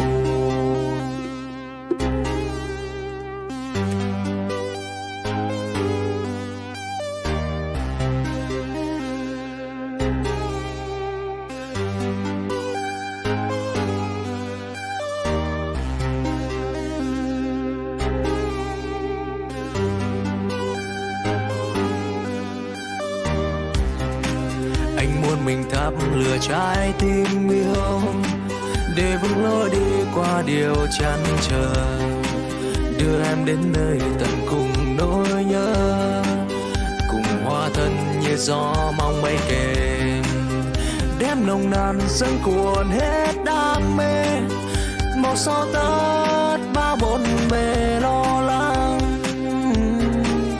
cùng đắm đuối bù lúc xa thầm lặng. I didn't bring it up. It's like arguing with a plant. There's no arguing with him. His thought process is so paranoid. You know, whenever we do the psychological test, Ronnie's almost like a mass murderer. What did they say about him? Well, they always say he's paranoid. Paranoid, and it's just weird. His whole thought. Like what did Jon do? Talk to his girlfriend? Yeah, it seemed to me like to not be a big deal. Like they had a discussion. Oh, I guarantee you, Ronnie went home and started one of his freaky thought processes with that girlfriend. Well, I think there was probably somebody got a talking to last night, is my guess, and it wasn't pleasant. If she's lucky, Ronnie was so rude to her that she'll leave him. I didn't bring it up. I didn't bring it up either. We were chatting. It comes up. Yeah. You made it pretty clear how you wanted to fuck her a long time ago anyway when you were drunk, so let's get that clear. What? Let's get that out on the table. I mean, you want to go there, we'll go there. Go where? Where are we going? That's an expression Ronnie heard. I forget who used to say, you want to go there, we'll go there, but all this is like what Ronnie hears guys saying. Yeah, it's almost, now that I'm listening to it, it is like talking to the Godfather. Yeah, yeah. That's a big wrap-up show thing, by the way. You want to go down that road? You want to go down that road? And no one ever does. Right. No, it's clear. I mean, it was clear. It is not clear. Yeah, okay, it's very clear, but okay. I can't be friendly with your girlfriend? I didn't say that. There's nothing wrong And with I've been nothing but nice to your girlfriend. Okay. Correct? Yeah, sure. No, correct. Correct. Tell the group. Sure. No, Yeah, you want to correct. go there? Tell the group. I'm telling I've you. helped her with some opportunities. I've Right. been very nice to Yeah. her. And it's not because I want to sleep with her. Okay. All right. Whatever you say. Clip 4 is the one to go with. He's this is where Ronnie really lets him have it. This is where they go there? Well, you know, Ronnie calls him a bunch of names. You're so infatuated with me and what's going on with my life, I guess, that you have to know what's going on. I'm infatuated with you. I'm making you have to small sit there- talk with small your talk. girlfriend. No, Don't make small talk with Ronnie or his girlfriend. Because Ronnie will misconstrue it. I know that about Ron. I love him, but I know how to handle him. It's Obviously, Jon Leiberman doesn't. No one really. You got to really spend time with Ronnie to know how to handle him. Talking about me behind my... No, that's not being a reporter. When you're out at a social event or in a restaurant... Small talking? Or a restaurant for me, you're not a fucking reporter. But obviously, now I do know that you are a fucking reporter all the time, and I will not talk to you about certain things. Did you cross a line here, John? Absolutely not. My point about 'Cause you're saying I'm a reporter you're a is fucking pussy. that we were... You're a fucking pussy by doing that. Okay? You break man code by doing shit like that. By talking You're like to a your woman. girlfriend I at told- an event? Dude. Oh, my God. Jeez, How long did and that go voice. on? Oh, and that voice. A bit of time. Yeah. Why doesn't he calm down at that block party? I mean, he gets on the air. Don't put him on the air today and tomorrow. I mean, listen to that voice. Well, we were saying everybody went to the block party. Right. And he's the one who came back sounding like that. Oh, every weekend. Shuli said that, and I give Ronnie credit for this because what is he, 60-something years old? Right. Shuli says he has endless energy. Yeah. And he says he just goes and never stops. Retard strength. And he just never stops. Yeah, but his voice does. So did he go home and yell at his girlfriend? I don't know. Ronnie, you out here? Downstairs. Might be doing something. Yeah, avoiding you. Avoiding me. Ron, real quick, did you beat your girlfriend when you got home? What? Wait a second. Sorry. Go ahead. No, I didn't beat my girlfriend. No? Everything all right on that front? Yeah. I found out Lieberman was like trying to get to my fucking head, supposedly. So you had to talk with her? No, I asked her what happened. Right. And she said she never really said any of that shit to him, that he was fucking just trying to get to me. But, you know. And he did. He wants to be a washwoman, it's okay with me. How did you discipline her? I didn't. Stop it. I love he's the calm Ronnie. Calm Ronnie. No, I didn't. Like you're all worked up. What did Lieberman do wrong? He spoke to her. He spoke to her, and she said that Ronnie's tired. Yeah, and that she needs a younger guy. You know. Here's Lieberman. Yeah.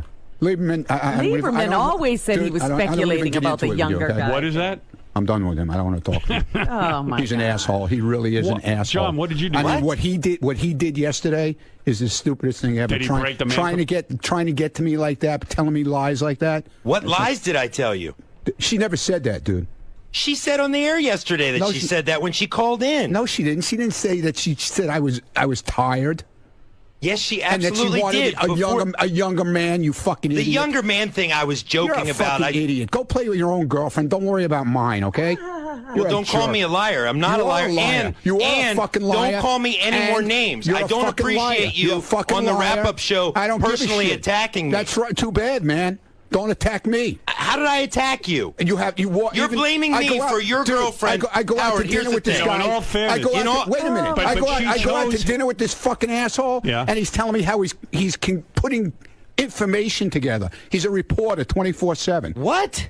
That's what he tells me. Ronnie, you're not smart enough to understand what I actually said. I know you exactly take what I you say said, and you moron. misconstrue it. No, I know exactly what you said.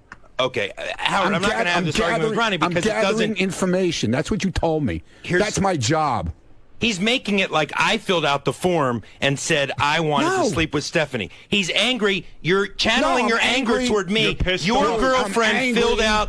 Your girlfriend filled out the form. You fucking lying motherfucker. That's what I'm angry at. I don't call you names, do I? I'll call you whatever I feel like fucking calling. Oh, you will? Yeah, I will. You will What are you not. going to do about it? What are you going to do about it? Oh, now you're threatening me? No, I asked you what you're going to do about it. You act like You're a 2-year-old. fucking idiot. Oh, I am? Yeah. How am I? How is he an idiot? Wait, you think I'm an idiot? Yeah, I do. What right do you have to call me an I can say whatever idiot? the fuck I want. Just you like can? You can. Just like you can. I have never once called you a name, Ronnie. I have never once criticized your intelligence. He's been very, very cordial. I will with talk to you in the course of my job. You're calling him talk names. to me in the course of my job. I your said, job. I said I will talk to you in the course of my job. At a fucking restaurant, that's your fucking job. That's not what we're talking about, that's Ronnie. what we are You said do talking not about. speak to you, and I said I have to speak to you in the course of my job.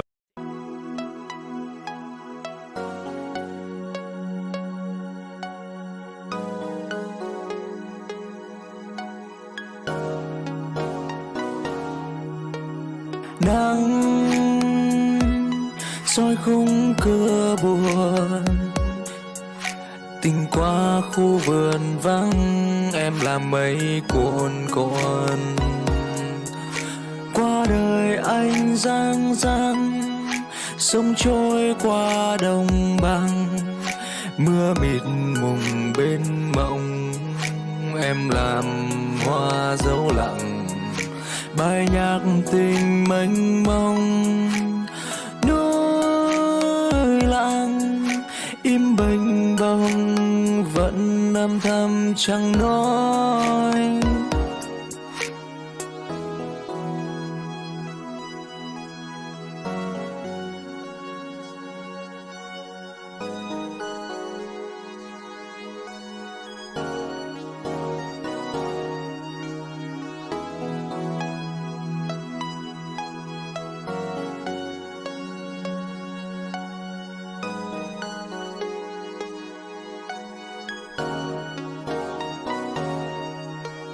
Nắng soi khung cửa buồn, tình qua khu vườn vắng, em làm mây cuồn cuộn. Qua đời anh giang giang, sông trôi qua đồng bằng, mưa mịt mùng bên mộng, em làm hoa dấu lặng. I'll run rings around you any day of the week. Okay, Ronnie. Okay? Can you fuck better than him, you think? Yeah, any day. All right. I'll fuck his girlfriend. She'll be standing. Her fucking hair will be standing up. Oh, that's You talking nice. about the hair That's on, right. Are you talking If about, you want to be an asshole, I can be an asshole too. you talking about the hair on her arms? Okay? Want to have a fuck contest? You want to be an you two? asshole? I'll be an asshole. Ronnie, the difference is there is no difference. you step way over the line. Yeah, I and now step you're way over the talking line. about sleeping with my girlfriend. I never once said. How about a fuck contest? Seriously. Sure. Okay. Good. Big shot. You fuck Stephanie. Bring it out. He'll fuck your girlfriend and see who fucks better. Then we're going to be back in here with a whole new. Let the girls decide. With a whole new problem. Let the girls what's that decide who problem? fucks better. Ronnie's confident in his fucking. One thing. Yeah, but Ronnie's never going to touch Stephanie again after he's been with John. She's been with John. Well, you can't take it out on Stephanie because you're going to fuck his girlfriend. That's fine with me. Good. You're sure you can handle this? I would not subject my girlfriend to that torture. You guys going to wear condoms for this? I would suggest no condoms. No condoms. Absolutely I'm riding not. bareback. None. Oh my God. None. I'm going in commando. That's right. Oh. Well, John, Ronnie says he's up for it. I'm not up for it, no. You're gonna do it? No, this is the most ludicrous thing I've ever heard. Especially because yesterday he's calling me a washwoman. I mean, this is the thing. Ronnie can't argue rationally, so he resorts to just name calling. So yesterday he called me idiot, washwoman, this that and that. shows limited arguing abilities. Limited intelligence, I would say. Okay. Right. Well, Stay no, away from you me, don't John. have to call him Don't names. fucking hang out with me. Don't talk to me. Stay away from me. Okay, If I'm that's the saying way you okay. feel, I'm an idiot to you? That's fine. I did. Fuck you. And the whole fucking deal. What deal? What does that mean? What deal? That's What cryptic. deal? What He deal? walks away after saying, You talk about the fuck contest is off? He'll be back. Is there anything you want to say, John, now that you are alone? I think he just said it all. I think you see what we're dealing with. God bless you for dealing with him for the past 30 Well, years. he does make a point. You did kind of say that Stephanie said he was tired. He says Stephanie did But that is true, and she said it when she called in yesterday. Right. The whole it was all based on how much when he you was look just traveling. quickly, when you look at it rationally, she started going to these block parties with him to spend more time with him because she was never seeing him, and that was the whole Which basis. is beautiful. He which took is that a to- good thing, and he Right. took it. Yeah, all she said to me was, "I love Ronnie, but I'm not seeing him enough." Boom, boom, boom. That's all I said. And you said, hey, he should spend more time with her. That's all I said. Right. And now he's But talking he about. never, ever, ever said that she said she wanted a younger man. It was always implied. She wants Ronnie. Clearly, she wants Ronnie. What else? Why else would she be Why with is he him? so upset? That's my. He's upset because she wrote my name on that piece of paper, and at the moment that she put that pen to that paper, his life changed forever. Oh, Right. dear. Well, this game is a very scary game. It's a tough one. I guess she's attracted to you because you are a good listener. Maybe Ronnie needs to listen more. Maybe I'll go give Ronnie some tips. I'm sure that'll go over well in the hallway. I'm going to go give Ronnie some listening tips. Let me ask you something, John. You and Ronnie get into these things all the time, yet obviously you're friends outside of here and you go to dinner together. It's very strange, Robin. Actually, our relationship has been deteriorating lately because in the hallway, I'll say good morning to him, just a cordial good morning, and he'll grunt. He or does he'll that with everyone. And he gets into a shtick. Yeah, it's like the minute he comes into this compound, he's like another man. He might as well shed his suit jacket and have a Superman on his chest or something. I think that's his personality. Because outside of here, I really like him, and he's nice, and we've had nice conversations. But in here, he is like a monster. Well, the game, if anyone's keeping score, the game is who would my woman have sex with? The game is 1-for-1 in fucking up relationships, so it's a good game, right, Robin? It's a very good game. Absolutely. Fireworks every All time right. the game is played. John, good for you. Playing the game well. Ronnie, can your relationship with Lieberman be restored? Where are you going? Ronnie, where are you going, man? Uh-oh. Oh, there's Jason. What's the latest update? Ronnie just grabbed his coat and left. He left? Well, I left the compound. And there's What are no you guests talking about? today, so he didn't go downstairs to help anyone up or He's got to anything. do security. I don't know where he went. I was like, where are you going? And he just... Wow. And we have Why a bit does in he about get 10 hot minutes. under the collar? Wow. Well, all right. He got hot under the collar. Over nothing. I'm not sure what they're fighting about. In the spelling game, see if he could spell Lieberman. All right, John. Well, I hope Ronnie's all right. He's fine because nothing really happened. Yes. Am I good? John, the lines around here often get very, very blurry between reporter, friend, co-worker. Do you think Ronnie's confusing all these aspects? I just think, and I mean this, he is a different guy when he's in this compound. And when we're out of the compound, I thought we were friends outside of here. I really did. I thought we were friends or friendly. But lately, he's been a monster to deal with in here, and now he's calling me a liar, and he resorts to these personal attacks. I've never once attacked him personally. And so, yeah, things get blurred around here. And this time, though, it seems like it's gone too far. It's like I don't have the energy to deal with this kind of bullshit. I really don't, Greg. Why are you attacking Lieberman in this situation? What's really irking you? What do you mean? What aspect of it? Because it seems made like up lies, okay, to get to me, okay? That's why. Can your relationship with Jon be repaired? No, I'm done with it. You don't need friends like him. I really don't care if I talk to him, I don't talk to him. I really don't give a shit. You know, he's all about work. Obviously, he says, because when I confronted him about, do you work 24/7? We went, when you go out to dinner with me, obviously, the conversations that you have with people, are all news all the time, I guess, So. The microphone is never turned off, No. in your opinion. He's gathering information. That was his answer to me. That's not a friend. I'm sorry.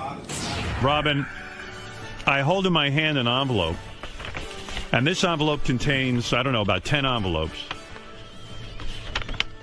Ronnie went crazy. Jon Leiberman and Ronnie not talking to each other. Did Ronnie ever return to the compound, or is he still missing? Is he still MIA? I ran in here. I didn't see him come back yet. Wow. He's back. He's back? Where'd you go, Ron? Went to get my phone. What? Went to get my phone out of the car. Oh. I thought, John really got to you. All right, Ronnie and Jon went at it after this game yesterday. I don't know if we'll see the same fireworks. No, I think most of the people will have more of a sense of humor than Ronnie. All right, I'm holding in my hand the envelope. Let's see who it is.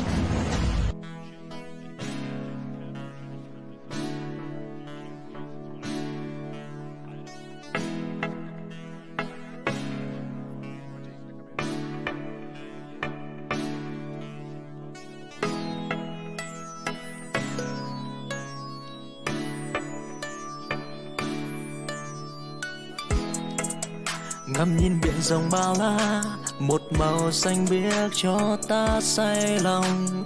Lắng nghe sóng vỗ rì rầm, như lời ru thua ta nằm trong nỗi. Ngắm nhìn mây lượn lờ trôi, bồng bềnh là lướt như thời đôi mươi. Nắng vàng như miệng ai cười, cho hoa đùa đó, cho người thêm xuân. Ngắm màu xanh thẫm núi ngàn, chung chung điệp điệp.